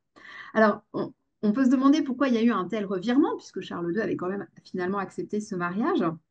Et vous évoquez hein, la complexité réelle des motivations du souverain. Donc, je reviens hein, pour terminer rapidement sur ces différentes raisons. Alors, d'abord, l'hostilité des Moréotes face au caractère de Philippe de Savoie, face à sa gouvernance. Vous soulignez hein, le principat mouvementé du prince en Morée et l'hostilité d'une partie importante de la noblesse à son égard en raison de sa volonté d'imposer un pouvoir princier fort. Hein. Vous parlez même d'autoritarisme et ça me semble tout à fait le cas. puisque là aussi, je vous cite, hein, Philippe a cherché non seulement à devenir l'égal de la branche comtale en imitant ses pratiques politiques, mais aussi à la devancer grâce à son titre princier. Donc ces prétentions ont pu aussi agacer finalement le roi de Sicile. Euh, Autre raison, vous soulignez le refus de Philippe de Savoie de soutenir des campagnes angevines en Épire. D'une certaine manière, il y aurait là une sorte de rupture du contrat féodal. Euh, on pourrait ajouter également les ambitions très fortes de Philippe de Tarente, qui non seulement finalement a reçu de son père la Morée, mais aussi l'ensemble des possessions orientales, voilà, cette Romanie angevine finalement qui s'est constituée avec aussi voilà, les revendications en Épire ou encore à Corfou. Et donc, ce prince qui était prisonnier, qui est libéré en 1302, eh bien, a sans doute voulu jouer un rôle très important en Morée et puis disposer de ses revenus et de ses chevaliers. Une autre raison, c'est le fait que le prince et la princesse de Morée n'ont pas prêté à hommage à Philippe de Tarente depuis sa libération en 1302, puisqu'il était prisonnier en 1301 lorsque Philippe et Isabelle donc, ont reçu la principauté. Et ça, c'est un élément important que vous avez aussi souligné. Ce n'est qu'en 1303, donc 2 ans après avoir reçu la principauté, que Philippe a envoyé Jean de Calula auprès de Philippe de Tarente pour lui demander la confirmation de l'investiture accordée par son père et de lui prêter hommage. Mais il semble que ça n'ait pas été fait. Il y a des textes de 1305, 1306 qui évoquent cette controverse finalement au sujet de l'hommage dû par le prince de Morée. Et ce qui est intéressant, c'est que ce refus vient de Philippe de Savoie, mais sans doute très certainement aussi d'Isabelle de Villehardouin, dans la mesure où celle-ci avait déjà, quelques années avant, refusé de prêter hommage à Philippe de Tarente lorsqu'elle était mariée à Florent de Hainaut. En résumé, très brièvement, en fait, en 1294, Florent et Isabelle ne voulurent pas prêter hommage à Philippe de Tarente. Il a fallu 2 ans pour qu'ils acceptent finalement de le faire. Et les raisons de ce refus ne sont pas claires. On a vraiment l'impression d'une certaine volonté d'indépendance de la part du couple princier à l'époque et d'un rejet d'un échelon intermédiaire, les reléguant à une position finalement inférieure à celle du prince de Tarente. Et il me semble que la situation finalement est identique avec Philippe de Savoie. Le couple rejette à nouveau cette hiérarchie intermédiaire. Donc là, ça fait pas mal de raisons. Et puis, il y en a une autre que vous évoquez aussi, et c'est peut-être celle pour laquelle le conflit dégénère jusqu'à la rupture, finalement. Ce sont des éléments liés à la situation géopolitique en Italie et au rapport de force, finalement, entre les Angevins et le comté de Savoie, notamment des rivalités au sujet de la commune d'Asti ou encore la succession de Montferrat. Donc finalement, le roi de Sicile, je me répète, mais a été vraiment voilà, l'obstacle majeur à l'installation de Philippe de Savoie en Morée.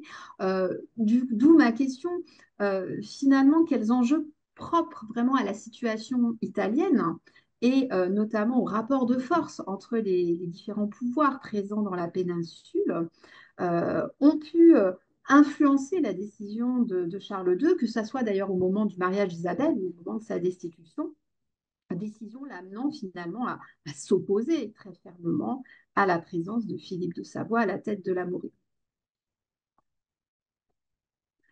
Merci beaucoup pour votre question qui est pas du tout aisée à répondre. Alors c'est vrai que entre la fin du XIIIe siècle et le début du XIVe siècle, il y a une forte rivalité entre la branche aînée des Savoie et les deux branches cadettes. D'une part, alors il y a les Savoie accaïdes, donc qui règnent au Piémont, et de l'autre côté, le fameux Louis de Savoie qui est mentionné dans l'acte de destitution, en fait, il appartient à une autre branche cadette, celle des Savoie-Vaux, barons de Vaux, qui sont eux-mêmes extrêmement, comment dire, qui revendiquent vraiment une forte indépendance vis-à-vis du pouvoir comtal. Normalement, les deux branches doivent respecter la primauté du comte de Savoie, mais ce qui n'est pas du tout le cas. Tant Philippe en Piémont qui ensuite en Morée essaie de se détacher un peu de la tutelle de la branche aînée. Et du côté, on va dire, dans la baronnie de Vaux, il y a une véritable opposition au comte de Savoie. Et d'ailleurs, le premier baron de Savoie-Vaux, Louis, est en effet assez proche du roi Angevin. Il meurt notamment en 1302 lors d'une campagne dans les Pouilles au service de Charles II. Donc, à ce moment-là, on pourrait se dire qu'en effet, la présence de Louis de Savoie vaut dans l'acte, ce serait un signe qu'on essaye de saboter le prestige d'une branche cadette rivale. Le seul problème, et là je suis un peu coincé avec la chronologie, c'est que l'acte de destitution, il est vraiment acté et confirmé en 1307. Et on se témoigne, comment dire, enfin dans la liste des témoins, il y a bien Louis de Savoie, mais à ce moment-là, Louis de Savoie-Vaud Ier est mort, et c'est son fils Louis II qui a repris les rênes de la baronnie de Vaud. Et il a, comment dire, alors il reste toujours un peu remuant, mais il y a quand même moins de rivalité et au contraire, ils sont beaucoup plus proches du pouvoir impérial. Et quelques années après, le comte de Savoie et Louis de Savoie-Vaud participent avec l'empereur Henri VII à sa descente en Italie, notamment contre le pape et contre les Anjou.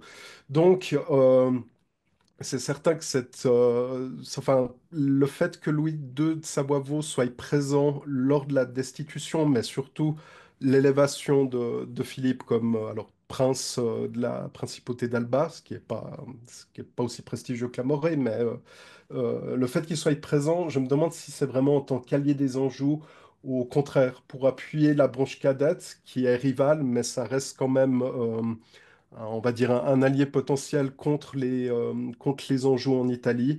Et vraiment, le Piémont, entre la fin du XIIIe et le début du XIVe siècle, c'est vraiment partagé entre l'affluence grandissante des Angevins, qui essayent vraiment comment dire, de s'imposer tant dans le Piémont qu'en Provence, et qui du coup s'allient aussi aux marquis de Montferrat, qui sont voisins des Savoie. Et du coup, c'est un peu, en fait, deux blocs d'alliance très mouvants et même en quelques années, qui a tendance à changer. Mais il y a vraiment un bloc, on va dire, Savoie, euh, royaume de France et plutôt pouvoir impérial contre les Anjou et le marquis de Montferrat.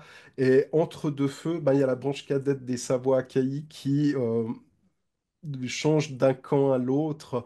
Alors, la raison vraiment de la destitution de la principauté de Morée, j'arriverai vraiment pas à me décider. Quelle est vraiment la raison principale? Je pense vraiment que c'est un mix, un combo de ces différentes. Le fait aussi qu'il y ait une forte, comment dire, opposition de la noblesse sur place, probablement aussi des coûts financiers.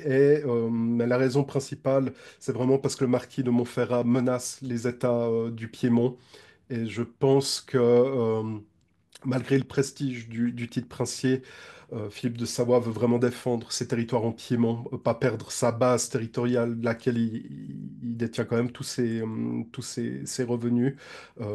Et malgré la situation un peu stricte ou sévère entre Philippe et le roi d'Anjou, c'est quand même assez intéressant ou paradoxal parce qu'il quitte la Morée et il se fait destituer parce qu'il refuse de prêter hommage, mais en même temps, direct après, il soutient Charles II dans sa guerre contre le Montferrat pour obtenir un nouveau titre.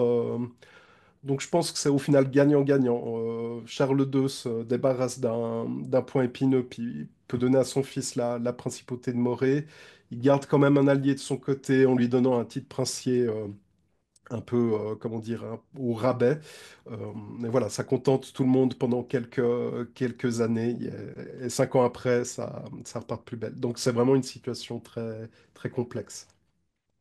J'espère avoir Oui, répondu à la question. bien sûr, merci. Oui, je pense que la grande perdante, c'est Isabelle de Villehardouin, mais que les autres, y trouvent leur compte. Oui, alors clairement, ça, c'est le côté un peu, je pense, un peu macho, renfermé. Alors, Isabelle de Villardois, c'est intéressant parce que justement, dès que on voit que dans la comptabilité qu'elle est présente, mais dès que Philippe euh, se met en accord avec Charles de Danjou et abandonne en fait la Morée, elle disparaît quasi de la comptabilité, ou en tout cas, ils vivent séparés. Et concrètement, après, Philippe de Savoie-Acquailly va avoir des projets pour se remarier. Donc clairement que la tension, elle le fait peut-être, en effet, je trouve l'hypothèse intéressante, le fait que euh, la principauté de Montréal leur soit enlevée, c'est peut-être en effet plutôt dû à la figure d'Isabelle Villardoin, pour qui c'est sa terre, on va dire, natale, et puis son héritage le plus important. Et c'est peut-être elle la plus féroce défenseuse de ses droits, plutôt que Philippe de Savoie qui peut se rapatrier en Piémont. Merci. Merci Florence, merci Florian pour cet échange vraiment très, très instructif sur le rôle pivot, on pourrait dire, de Charles II d'Anjou cet engagement savoyard en Orient. Et bon, on se rend compte finalement que Charles II d'Anjou évidemment joue ce rôle pivot et d'empêcheur en quelque sorte à Philippe de Savoie de s'inscrire durablement en Morée, d'être en quelque sorte tous les guillemets, le guide lusignan de Morée, mais on voit aussi que c'est un fondateur d'une dynastie qui n'a pas pu être, mais on voit aussi quand même que c'est le marquis de Montferrat qui, en s'attaquant au Piémont, fait que ces Savoie-Acquailly doivent se recentrer sur leurs territoires, principaux, finalement. On va donc maintenant laisser la parole à Benjamin Weber, donc Benjamin Weber de l'Université de Toulouse, donc spécialiste des croisades de la papauté au XVe siècle, donc qui va pouvoir nous faire rentrer dans le cœur de l'ouvrage, même si nous y sommes déjà rentrés, mais davantage dans le contexte, en Morée. Disons que nous allons avoir ici une approche peut-être plus thématique avec les aspects militaires, navals de l'intervention des Savoies en Orient. Benjamin Weber, si vous pouvez prendre la parole.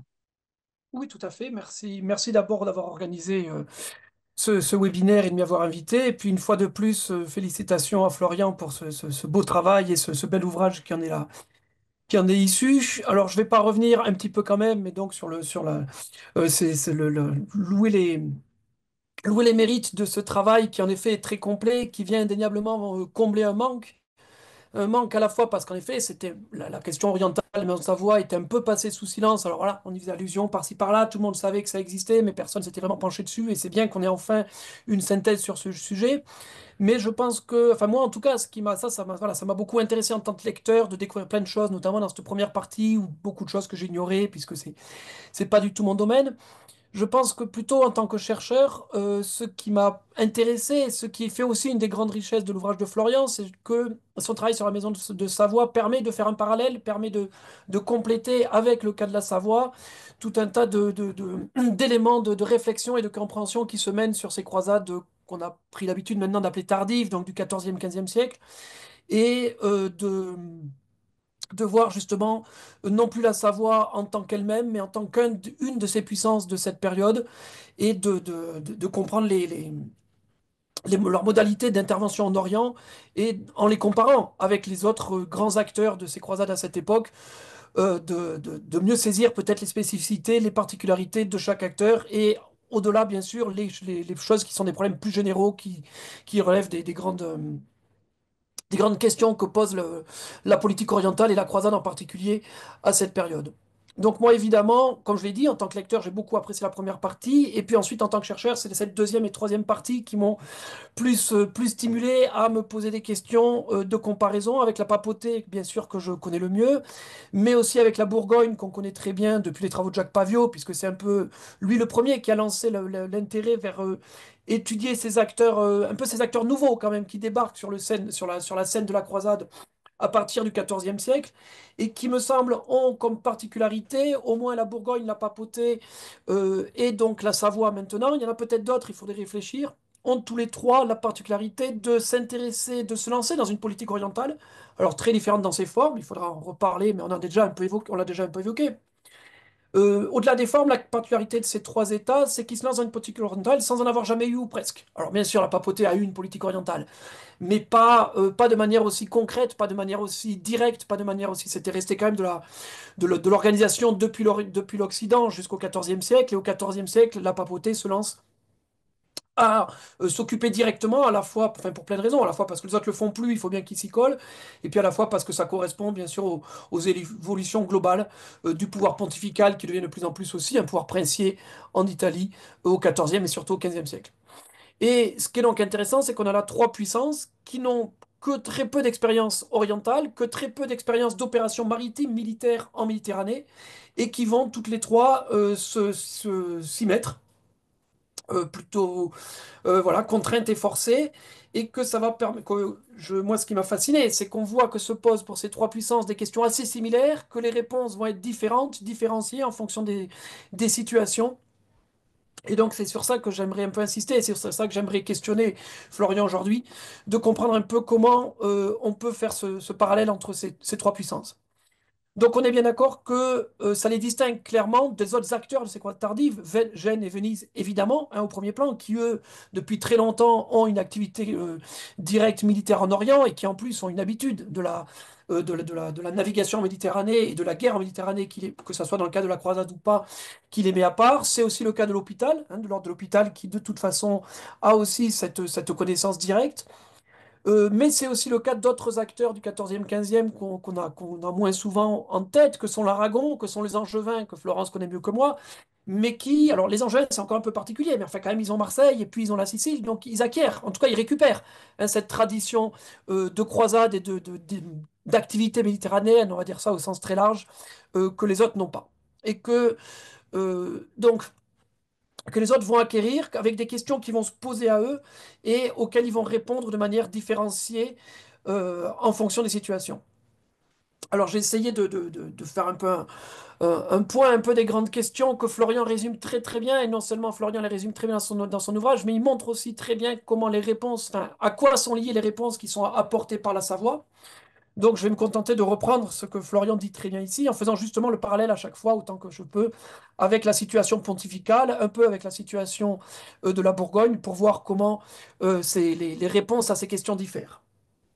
Alors, la première question, bien sûr, quand on veut se lancer dans une activité orientale et qu'on n'y connaît rien, c'est de chercher des alliés qui puissent vous aider. Et là, le cas de la Savoie, il est très clair, c'est que visiblement, la Savoie a toujours privilégié l'allié génois, bon, ce qui est tout à fait normal à la fois d'un point de vue géographique pur, hein, puisque Gênes est quasi, enfin, est- est très proche des États savoyards, et puis à terme, quand la Savoie s'empare de Nice, Gênes est quasiment incluse dans les États savoyards, ou en tout cas, enfin, presque incluse dans les États savoyards. Donc évidemment, c'est un allié de proximité, c'est un allié de choix, c'est un allié presque intuitif. Et en même temps, ben, Florian montre bien que la Savoie sait ou doit, hein, ça dépend des situations, ça dépend des périodes, se tourner ponctuellement vers Venise. À la fois parce que des fois Gênes ne veut pas participer, à la fois parce qu'on essaye de contrebalancer, qu'on n'a pas envie de dépendre trop d'un seul acteur en contrebalançant avec Venise. On retrouve exactement la même chose avec la papauté, qui, pour d'autres raisons, va plutôt s'appuyer directement sur Venise et va utiliser Gênes en contrepoids. Et en même temps, la papauté va avoir une politique moins cohérente, en tout cas au XVe siècle, mais au XIVe, c'est pareil aussi, même si la situation est un peu différente. Parce que, pour une raison très simple, c'est qu'évidemment, la papauté n'a pas à sa tête une dynastie fixe, hein. Le principe pontifical fait qu'on va alterner des papes qui sont des barbeaux, qui sont vénitiens, et donc qui évidemment se rapprochent de Venise, avec des Delaroche, qui sont de Savone et qui évidemment se rapprochent de Gênes, et avec au milieu des Piccolomini qui viennent de Sienne et qui vont pouvoir jouer sur les deux tableaux. Euh, et en tout ça au milieu, avec des Borgia qui sont arraconnés et qui, là encore, vont faire varier ces alliances. Donc la papauté va avoir d'autres politiques, mais on va retrouver toujours exactement cette même problématique, à la fois d'essayer de compter sur une des républiques maritimes, parce qu'elles ont une expérience dont on ne peut pas se passer, et à la fois d'essayer de ne pas trop dépendre d'une république maritime, puisque bien sûr, les intérêts de la dite république maritime coïncident jusqu'à un certain point avec les intérêts orientaux, que ce soit de la Maison de Savoie ou que ce soit de la papauté, et qu'on est bien conscient que ce certain point est une limitation à nos propres capacités d'action. L'autre problème qui découle et qui est celui enfin, l'autre problème que je vois et qui découle directement de celui-ci, c'est celui, là encore, quand on n'a pas de flotte, de comment obtenir une flotte, puisqu'on ne peut pas que compter sur la flotte des autres. Et du coup, la politique, le choix de savoir est-ce qu'on loue des navires ou est-ce qu'on en construit soi-même, là encore, c'est une question que moi j'avais beaucoup étudiée au niveau de la papauté, qu'on voit qui se retrouve au niveau de la Maison de Savoie avec là aussi des réponses un peu différentes. La Savoie, systématiquement, on privilégie le choix de noliser des navires, donc concrètement de louer des navires privés à son propre compte, hein, de racheter, enfin c'est pas un rachat, c'est vraiment une location de navires privés. Donc c'est pas la même chose que demander à Gênes ou à Venise de nous prêter des navires, hein, c'est pas la même chose que faire une alliance avec une république maritime, c'est bien disposer de navires à soi, mais en les louant. Alors que la papauté a beaucoup plus hésité avec une autre stratégie qui consiste à construire soi-même ses propres navires, puisque les papes sont allés jusqu'à créer un arsenal. Enfin, ils ont un arsenal à Ancône, et puis ils sont allés jusqu'à en créer un en plein cœur de Rome pour créer leur navire à Rome, ce qui a été sans doute une absurdité financière, mais qui correspondait à un réel besoin militaire et sans doute aussi un réel besoin symbolique. Donc là encore, Florian explique admirablement bien les choix qui conduisent la Savoie à privilégier de noliser des navires plutôt que de les construire. Il y a un choix d'abord qui est purement financier. Les comptes qu'examine Florian recoupent en partie au moins ceux que j'ai pu moi examiner, c'est-à-dire que globalement, nous liser un navire, c'est moins cher tant qu'on a un navire qu'on n'utilise pas pendant très longtemps, puisque en résumé, on paye l'équipage et le capitaine plus cher, mais comme on n'a pas payé le coût de la construction, eh ben, sur les premiers mois, sans doute même les premières années, c'est plus intéressant, le no-lease c'est plus intéressant que la construction. Et puis ensuite, si on a l'intention d'avoir un navire qu'on utilise pendant plusieurs années, ben, évidemment, on passe dans enfin, l'équilibre des finances s'inverse et il devient plus intéressant de construire soi-même ses propres navires plutôt que de les louer aux autres. Donc ça, c'est un critère qu'on retrouve. Et le choix de la Savoie, alors donc le choix du no-list systématique de la maison de Savoie, il est lié à trois choses que Florian montre bien. D'abord, qu'il ne dispose pas, au moins au début, jusqu'à l'acquisition du comté de Nice, de, d'une façade maritime et donc d'arsenaux capables de construire des navires. Donc là, ils n'ont pas d'autre choix, bien sûr. On ne peut pas construire une flotte sur le lac Léman pour ensuite la transporter en Méditerranée. Là, il y a des obligations géographiques qui s'imposent. Mais même après quand Nice rentre sous la domination savoyarde, quand il aurait été possible de construire des navires à Nice ou à Villefranche, on voit que la Savoie a fait le choix de nous liser, d'abord parce qu'il faut agir dans l'urgence. À chaque fois, c'est des expéditions, enfin pas à chaque fois, justement. Amédécis fait un peu exception, comme bien souvent d'ailleurs, dans cette situation. Mais sinon, on a besoin de navires rapidement parce qu'il faut intervenir dans une situation un peu d'urgence. C'est encore plus vrai, bien sûr, quand il faut porter secours à Chypre, mais c'est aussi vrai quand il faut amener des hommes en Morée ou quand il faut aller s'imposer à Ténédos. Donc, dans l'urgence, évidemment, il est beaucoup plus rapide de nous liser des navires déjà construits plutôt que de perdre quelques mois, voire presque une année, quand il faut non seulement construire, mais aussi rassembler les hommes capables de construire. Donc là, on voit bien, une fois de plus, le problème à laquelle la papauté a répondu de manière un peu plus nuancée que la Savoie, mais parce qu'elle a été confrontée à des situations un petit peu différentes. D'abord, qu'elle avait les capacités de construire chez elle. Ensuite, parce qu'elle a eu moins à répondre dans l'urgence, hein. C'était quand même si, bien sûr, c'était lié aux événements orientaux, mais c'était quand même une politique plus de long terme, la politique orientale pontificale, en tout cas la politique militaire pontificale. Et puis enfin, mais on va y revenir, par le fait que sans doute la papauté avait l'intention d'avoir des flottes qui œuvraient en Orient pendant beaucoup plus longtemps, alors que les flottes savoyardes sont visiblement des flottes qui, même sous Amédécis, sont destinées à être en action pendant quelques mois, à la limite un an ou deux, mais vraiment pas plus, cas auquel la question de construire ne se pose pas, ça serait beaucoup trop coûteux.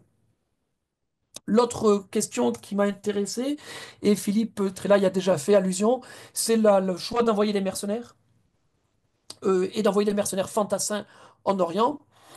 Là encore, c'est une question qui visiblement s'est posée à la papauté. J'ai beaucoup regretté, quand j'ai fait mes propres recherches, de ne pas disposer de sources aussi riches que ce que Florian a pu avoir, c'est-à-dire de pouvoir vraiment voir un peu quelles sont les troupes qui ont été envoyées en Orient, combien elles étaient payées, combien il y avait d'hommes, qui partaient exactement avec quels armements, etc. Donc là, la comparaison est plus difficile avec la papauté, mais on peut la faire un peu avec la Bourgogne quand même.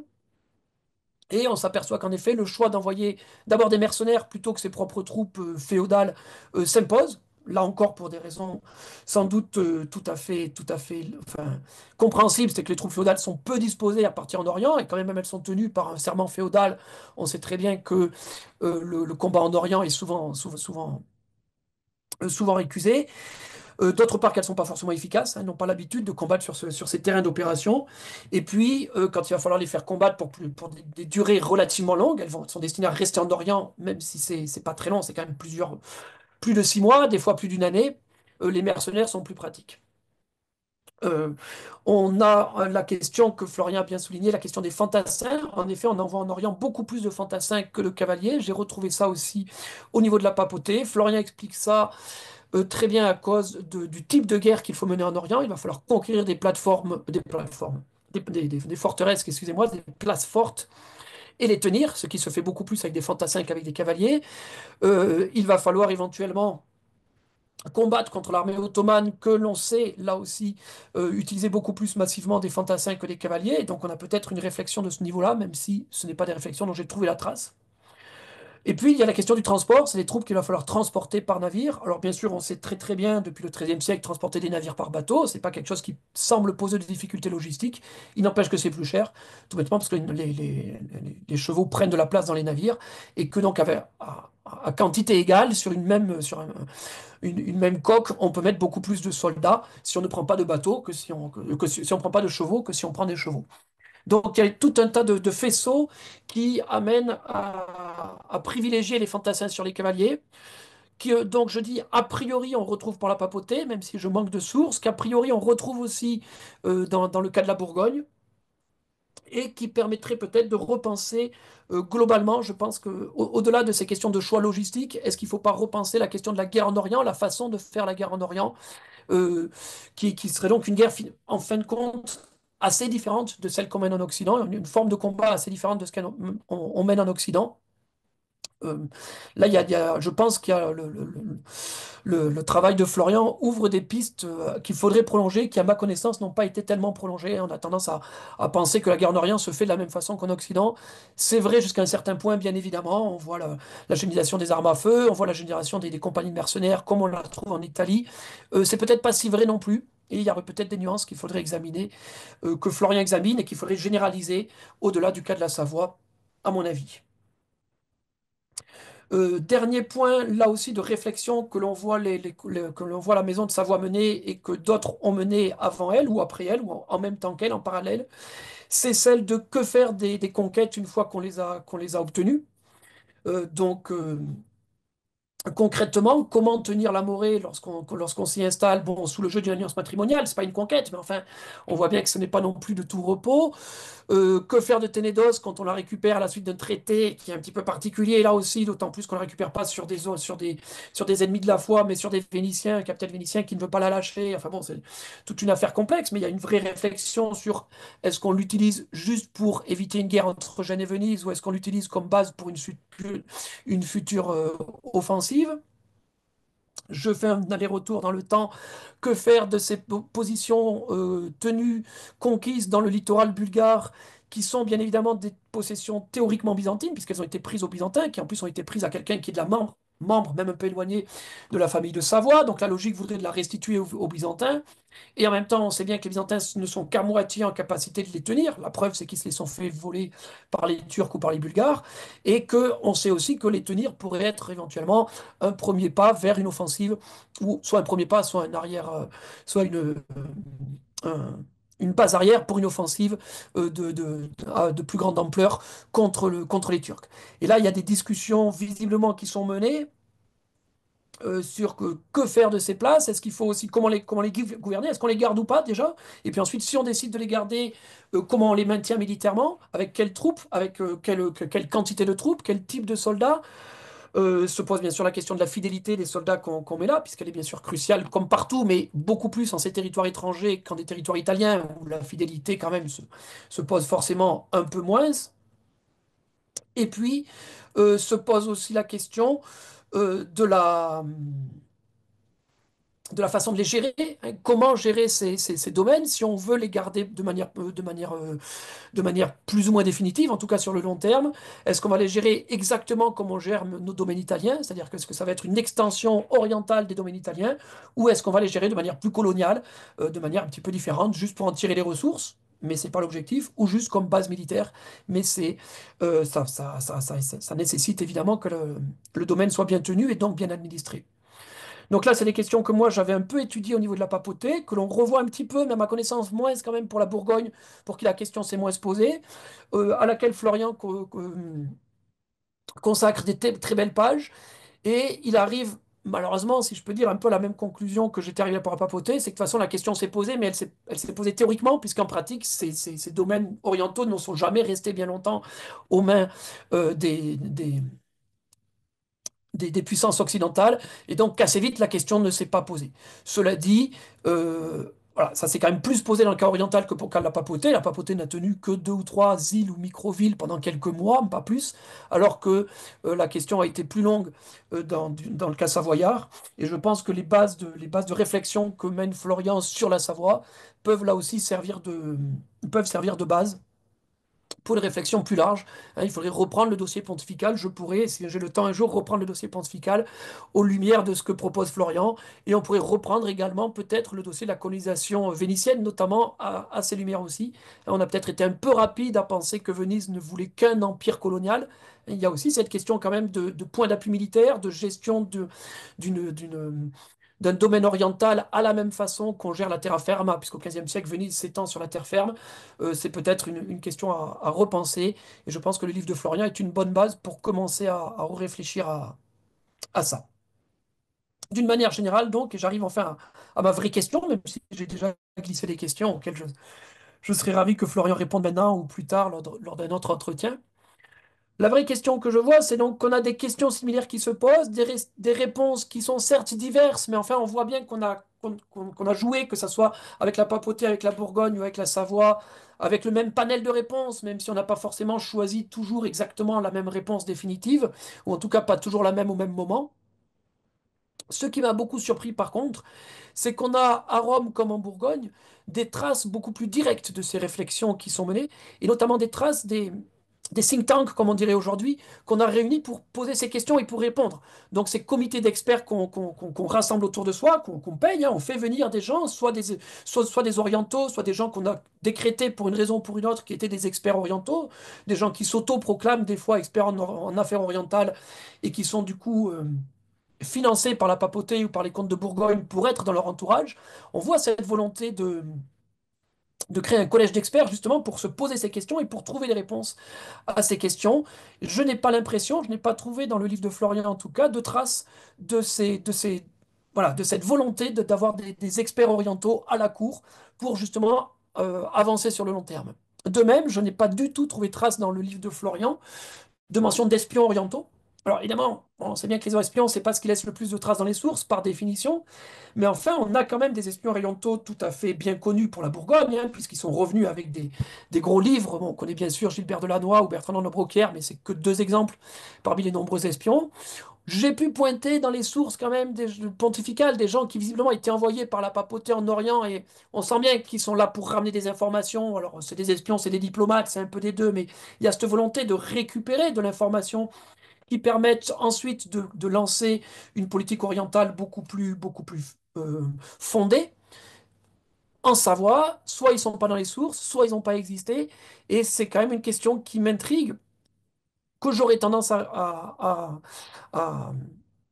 à répondre. J'aurais tendance à répondre moi-même à ma propre question, et je veux tout de suite avoir l'avis de Florian sur ça, sur l'idée qu'en réalité, la Savoie n'a jamais vraiment eu de politique orientale militaire suivie, c'est-à-dire que ces expositions militaires, elles ne sont que quelques petits aspects d'une politique orientale bien plus large, on vient de le dire, très très axée sur les alliances matrimoniales, et que finalement ces questions ne se sont pas posées parce que l'aspect militaire, quand bien même il est fondamental, il occupe une énorme partie des dépenses et de l'énergie de la Maison de Savoie, mais il me semble être plus secondaire quand même dans la politique orientale, en tout cas beaucoup plus qu'il ne l'est dans la papauté ou pour la Bourgogne.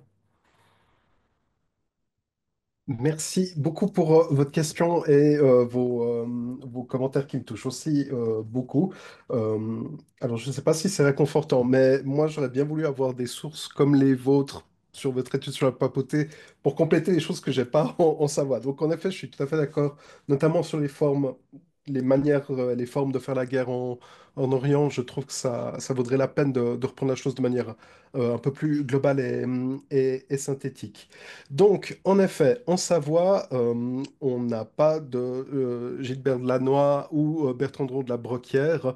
Et de manière générale, d'ailleurs, aussi d'un point de vue des sources narratives, parce que souvent on pense au duché de Bourgogne comme le grand acteur des croisades au fin du XIVe, début XVe siècle. Mais au final, les ducs de Bourgogne, à part Philippe le Bon, qui lui a vraiment réalisé des efforts importants et construit sa propre flotte, au final, les Savoies se sont aventurés en Méditerranée orientale plus souvent que les ducs de Bourgogne, mais on n'en entend jamais parler, alors que les ducs de Bourgogne, ils ont fait alors, à part vraiment Philippe le Bon, qui a, qui a vraiment un intérêt pour la question, euh, ils sont moins actifs, mais par contre, ils ont des historiographes de cours et une production écrite qui fait qu'on déploie vraiment ben voilà, tous les pans possibles pour faire cette sorte de campagne de communication et montrer comment dire, les ducs de Bourgogne comme substitut du roi de France pour diriger la croisade. Et du coup, par rapport à ces experts orientaux, c'est un peu en fait comme les flottes, c'est toujours un peu de manière précipitée, voire un peu le hasard des rencontres. Alors, évidemment, il y a l'envoi d'ambassadeurs ou de héros d'armes ou de messagers. Par exemple, il y a le cas lorsque le demi-frère du comte Amédée VIII, Humbert le Bâtard, est capturé après la bataille de Nicopolis. Il y a plusieurs envoyés savoyards qui sont missionnés par le prince pour aller en Turquie. Euh, mais on ne sait pas justement si c'est vraiment juste des messagers, des espions, et vraiment c'est le problème des sources comptables qui sont déjà de base très laconiques. Et c'est juste le formulaire classique mais il n'y a même pas la fameuse expression pour raison secrète ou enfin, au moins cette partie du libellé qui pourrait faire penser à une mission d'espionnage. Il n'y en a pas vraiment. Il y a quelques personnages quand même qui apparaissent au fil du temps. Euh, Souvent, soit on les recrute sur place. Alors, il y a le cas de Philippe de Savoie-Cailly qui, au final, débarque avec sa cour personnelle, mais assez rapidement. Mais là, de nouveau, c'est que surtout les sources narratives qui en parlent. Il y a ce fameux chevalier Vincent du Marais, le Marais, je sais plus, entre les deux. euh, qui devient une espèce d'éminence grise et dont Philippe de Savoie s'allie pour mieux s'appuyer dans son gouvernement en Morée, mais vraiment il ne le recrute pas avant, c'est sur place en tout cas si on en croit la chronique. Et le descendant de Philippe, Amédée de Savoie-Acquéie, pareillement, et lui c'est vraiment un cas très révélateur, il n'a pas vraiment d'expert de la Morée à sa disposition. Mais il rencontre, ou en tout cas dans la comptabilité, tout d'un coup apparaît un personnage assez particulier, Jean Lascaris Caloferos, qui est un noble origine d'une famille byzantine, qui lui a justement un fameux réseau très important, tant au royaume de Chypre qu'en Morée, qu'avec les papes. Et du coup, lui, c'est un expert en tout cas de la situation géopolitique. Et pendant quelques mois, il sert en fait comme intermédiaire et comme ambassadeur. Mais il a été recruté, je ne sais pas comment dire, dire autrement que vraiment au hasard. Euh, Tout d'un coup, enfin, il est présent à la cour où il entend parler de ces tractations et probablement que c'est plutôt Jean Lascaris qui veut profiter des ambitions d'un prince de Savoie pour son propre compte que les Savoie eux-mêmes qui veulent recruter des personnages. Et pour prendre un contre-exemple qui va aussi dans ce sens, puis j'en terminerai là-dessus. Alors Philippe Trella mentionnait une petite étude que j'ai fait récemment sur notamment les connaissances linguistiques à la cour de Savoie, ces langues oriental, qui souvent est en fait du français levantin, mais aussi le grec. Et en fait, pareil, malgré tous les contacts avec la cour byzantine ou chypriote, il n'y a pas des traducteurs spécialisés qui ont été attirés, ou il y a le cas assez surprenant du dauphin Humbert de Viennois, qui lui va organiser, peu avant qu'il parte en croisade, un projet de former une sorte de monastère, école, où on aurait des membres du clergé qui apprendraient le grec pour des questions de mission et de prêche. En Savoie, vraiment pas du tout. On recrute des traducteurs à Venise, on engage un pour une année, et ensuite on recrute des gens en Bulgarie un peu sur le moment. Et à nouveau, les seuls qui sont un peu spécialistes, c'est ces fameux chevaliers de l'hôpital, chevaliers de Rhodes, qui, eux, et c'est assez surprenant dans les traités qui ont lieu à Chypre en 1460. On dit qu'ils parlent tant la langue française que chypriote et grec. Donc il y a vraiment comment dire, ils ont quelques compétences. Et au final, le seul expert grec qui parle vraiment bien le grec, dans une lettre d'ambassade, le despote de Morée dit à Amédée de Savoie-Cailly, euh, je recommande votre ambassadeur parce qu'il parle bien le grec. Et vraiment, c'est bien précisé à la fin de la lettre. Eh ben, c'est un expert, en fait, c'est quelqu'un qui vient de Morée et qui a prêté ses services de nouveau un peu au hasard. Donc, en effet, il n'y a pas d'experts orientaux. Et je pense que ça, comme vous l'expliquiez, ça montre vraiment que ces initiatives en Orient, euh, c'est des questions alors liées à la politique italienne, un peu de l'opportunisme, et que du coup on essaie de pallier assez rapidement à une chose, mais qu'il n'y a pas un esprit de planification vraiment derrière. C'est pour ça qu'une politique orientale, je pense que ce serait exagéré de considérer ainsi. Merci pour ces échanges, Benjamin, Florian, hein, pour véritablement là ce parallèle est tout à fait éclairant, à la fois pour montrer les similitudes dans les choix de l'armement naval, dans les choix militaires de la Paboutée, de la Bourgogne, de la Savoie, mais également les différences. Et en effet, ces questions qui se posent pour la Savoie de l'absence de spécialistes orientaux, mais qui montrent peut-être peut-être c'est peut-être un effet de source, ou peut-être pas, car on a aussi évidemment, et on le voit dans les domaines culturels, des possibilités de transfuge, de transfert de Chypre vers la cour de Savoie sans qu'il y ait besoin d'intermédiaire, puisque à la cour de Nicosie, on continue de pratiquer, de parler français, et donc il y a des possibilités de transfert. Je pense au chantre Jean Hanel, qui est mentionné par Macieras, qui est originaire du diocèse de Cambrai, qui va rejoindre Chypre avec Charlotte de Bourbon, puis ensuite accompagner Anne de Lusignan à la cour de Savoie. Donc sans des intermédiaires, on peut avoir comme ça des transferts Occident-Orient-Occident, et la cour de Savoie l'illustre. Voilà donc discussion très intéressante. Alors, je vous propose maintenant d'ouvrir ces discussions à d'autres intervenants. Donc, parmi le public, nous sommes une vingtaine ce soir euh, à, à vous écouter, Florian. Donc, peut-être que d'autres personnes du public souhaitent intervenir. Alors, comme je l'ai mis dans le chat, c'est possible, vous pouvez prendre la parole en direct pour interpeller Florian, soit lui poser une question ou faire part de vos remarques. Vous pouvez également, par l'intermédiaire du chat, écrire une question. Autrement, je pense que tous les, tous les quatre, nous avons encore d'autres questions à aborder avec Florian, mais nous ne voudrions pas monopoliser la parole, donc n'hésitez pas.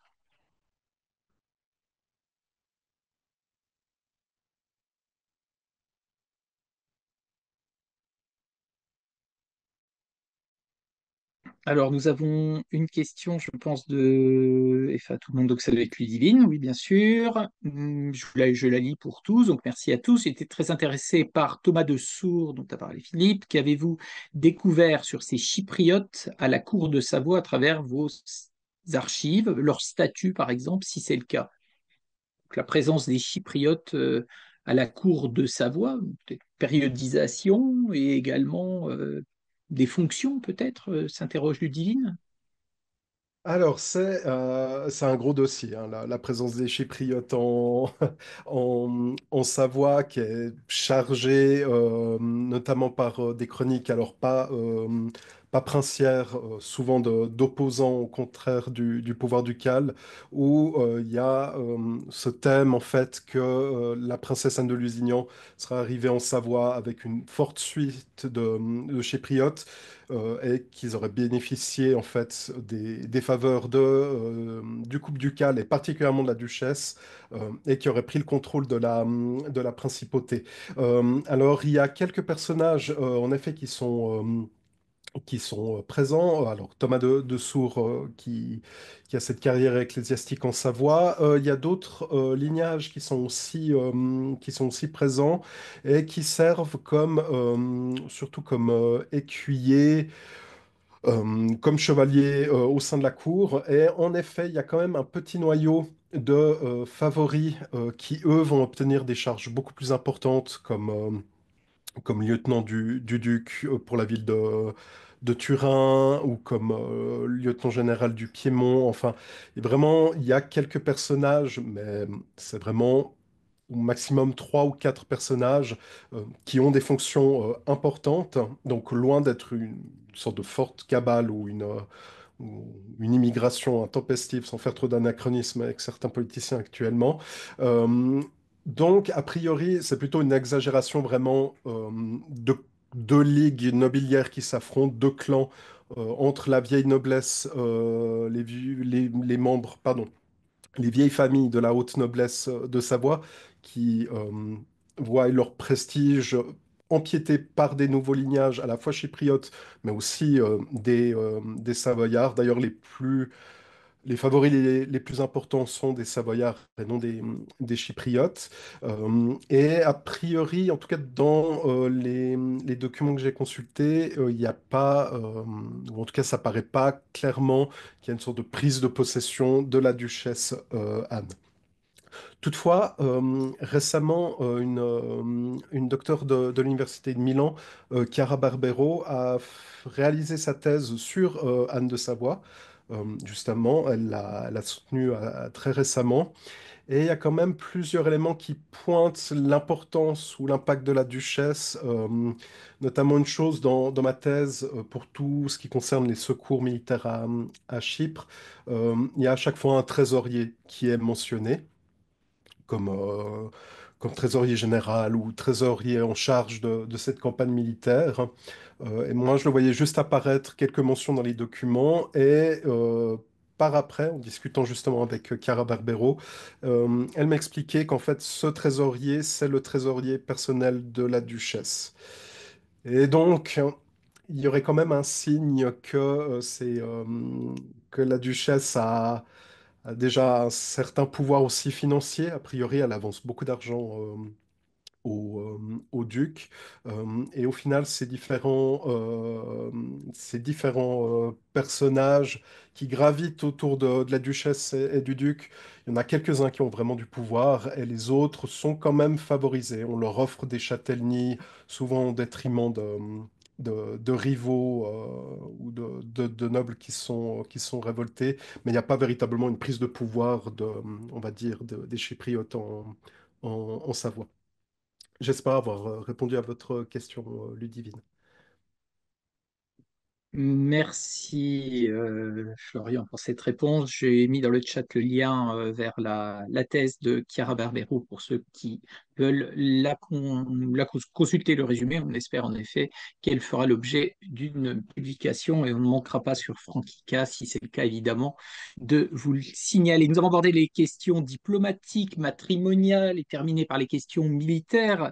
Gilles Griveaux vous invite, Florian, maintenant à aborder les questions économiques et commerciales de la Savoie Méditerranée. Nous aurons véritablement traversé, brassé l'ensemble des thématiques historiques. Alors, la question de Gilles Griveaux est formulée ainsi: à propos de la circulation des informations à la cour de Savoie, n'a-t-on aucune trace de passage de marchands, génois, vénitiens ou autres, voire de mercenaires? Comment pouvez-vous éclairer cette question de Gilles Griveau, Florian? Oh, merci pour la question. Alors non, il y a quand même comment dire, des personnages qui sont de passage.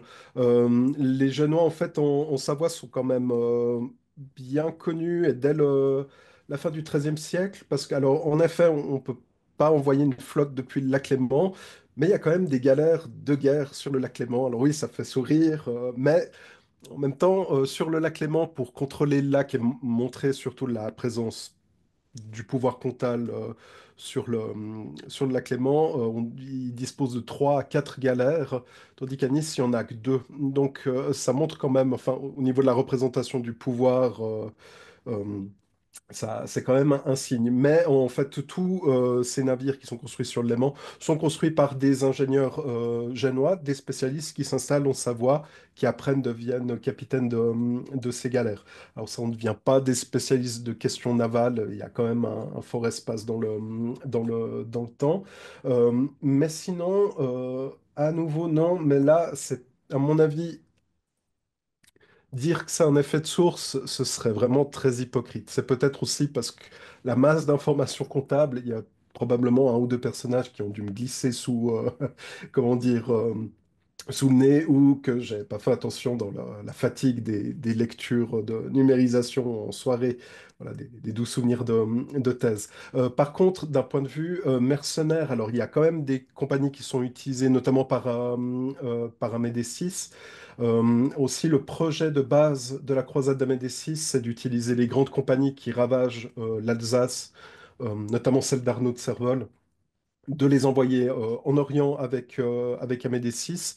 C'est un projet qui tombe à l'eau et comme expert, et du coup ça permet de faire un complément à la question de Benjamin Weber, il y en a quand même un, mais alors ça arrive vraiment tout à la fin. C'est quelques années après que les Savoie aient perdu Chypre.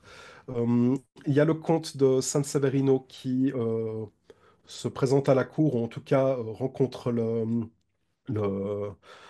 le roi déchu de Chypre, et c'est vraiment un capitaine d'armes, un condottiere reconnu, noble, qui a fait des pèlerinages en Terre Sainte et qui, lui, se propose à diriger une grande compagnie pour reprendre Chypre et rédige un petit projet. Mais de nouveau, c'est vraiment des personnages qui apparaissent comme ça aussi lorsque la principauté de Morée est reprise par les Byzantins. Il y a le prince déchu latin qui fait un court séjour en Savoie, mais souvent la Savoie sert plutôt de zone de transit. Et je pense que tous ces transfuges, ils cherchent probablement aussi peut-être des cours un peu plus réputés ou peut-être plus fournies ou plus généreuses d'un point de vue financier. Donc peut-être qu'on passe en Savoie parce qu'il y a l'école et que c'est une zone de transit, mais on va plutôt aller en Bourgogne ou dans le Royaume de France, où on sait quand même que les moyens financiers sont plus importants que les Savoies, qui sont quand même connus pour être des mauvais payeurs. En tout cas, pas les meilleurs, en tout cas. Merci Florian pour cette réponse. Alors, toujours sur le chat, nous pensions avoir fait le tour des thématiques et Geoffrey Meyer-Fernandez nous rappelle que nous avons oublié l'histoire de l'art. Merci Geoffrey. Donc, bon, je lis sa question.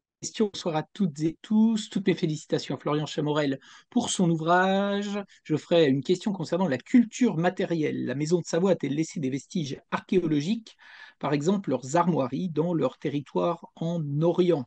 Donc on a vu que les Savoies sont restés en effet peu de temps, hein, 2 ans au maximum, Louis de Savoie, Philippe de Savoie, mais 2 ans, je dirais que ça laisse le temps de graver sur des murs des emblèmes ou de l'héraldique.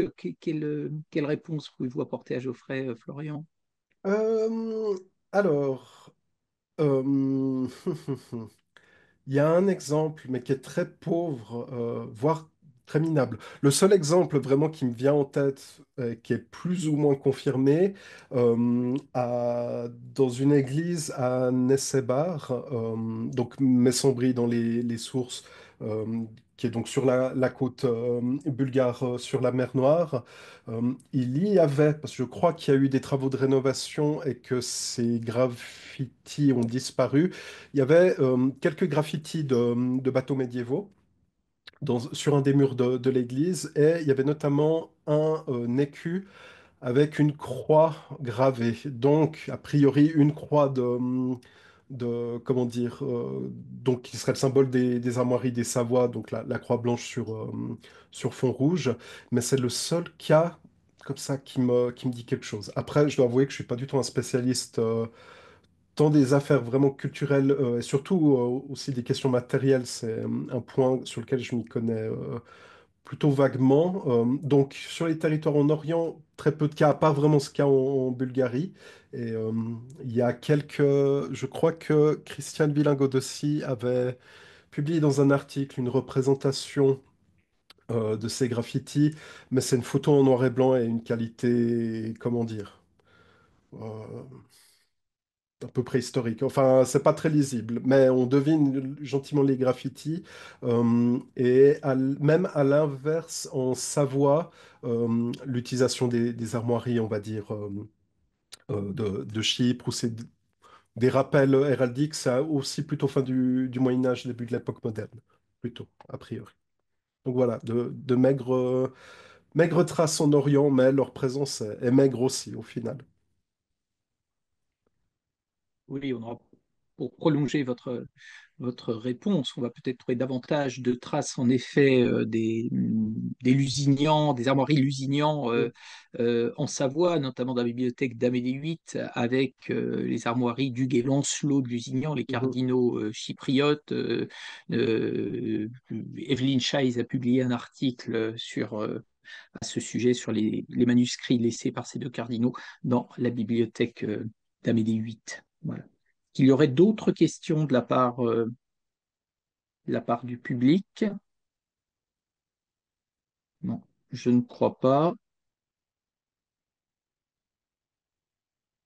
Voilà, donc bon, bien, je crois que voilà, ça fait 2 heures que nous avons ouvert ce webinaire et je pense qu'on a exploré de nombreux sujets. On va encore vous féliciter, Florian, pour votre ouvrage et toutes les réflexions, les réponses que vous avez apportées, que vous nous avez apportées. Je remercie également les différents intervenants pour leurs remarques et les questions que vous avez posées. Je pense qu'on a à la fois montré l'importance de votre ouvrage et peut-être aussi ouvert pour nous, mais également pour d'autres chercheurs qui vont également pouvoir nous écouter, nous regarder, nous écouter, puisque ce webinaire est enregistré, d'autres pistes de recherche. Voilà, donc c'était le dernier webinaire pour cette année de l'équipe Franquica. Donc, je vais associer mes collègues Gilles Griveaux, Geoffrey Meyer-Fernandez et Ludivine Voisin qui ont présenté également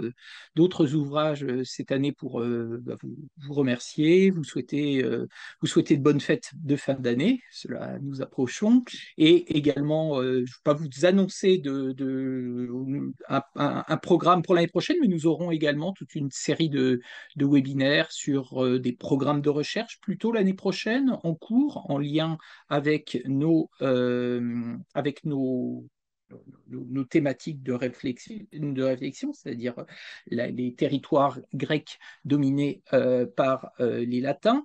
Nous aurons également peut-être des webinaires sur de nouvelles publications l'année prochaine. Je vous invite pour cela à suivre notre fil d'actualité sur Franquica, donc hébergé par l'École française d'Athènes. Vous avez également le Facebook de l'École française d'Athènes et le Twitter qui annonce les différents événements de l'école et plus particulièrement de notre programme Écrire l'histoire de la Grèce franque. Voilà, je vous remercie. Bonne soirée, bonne fête, Merci bonsoir à beaucoup. tous.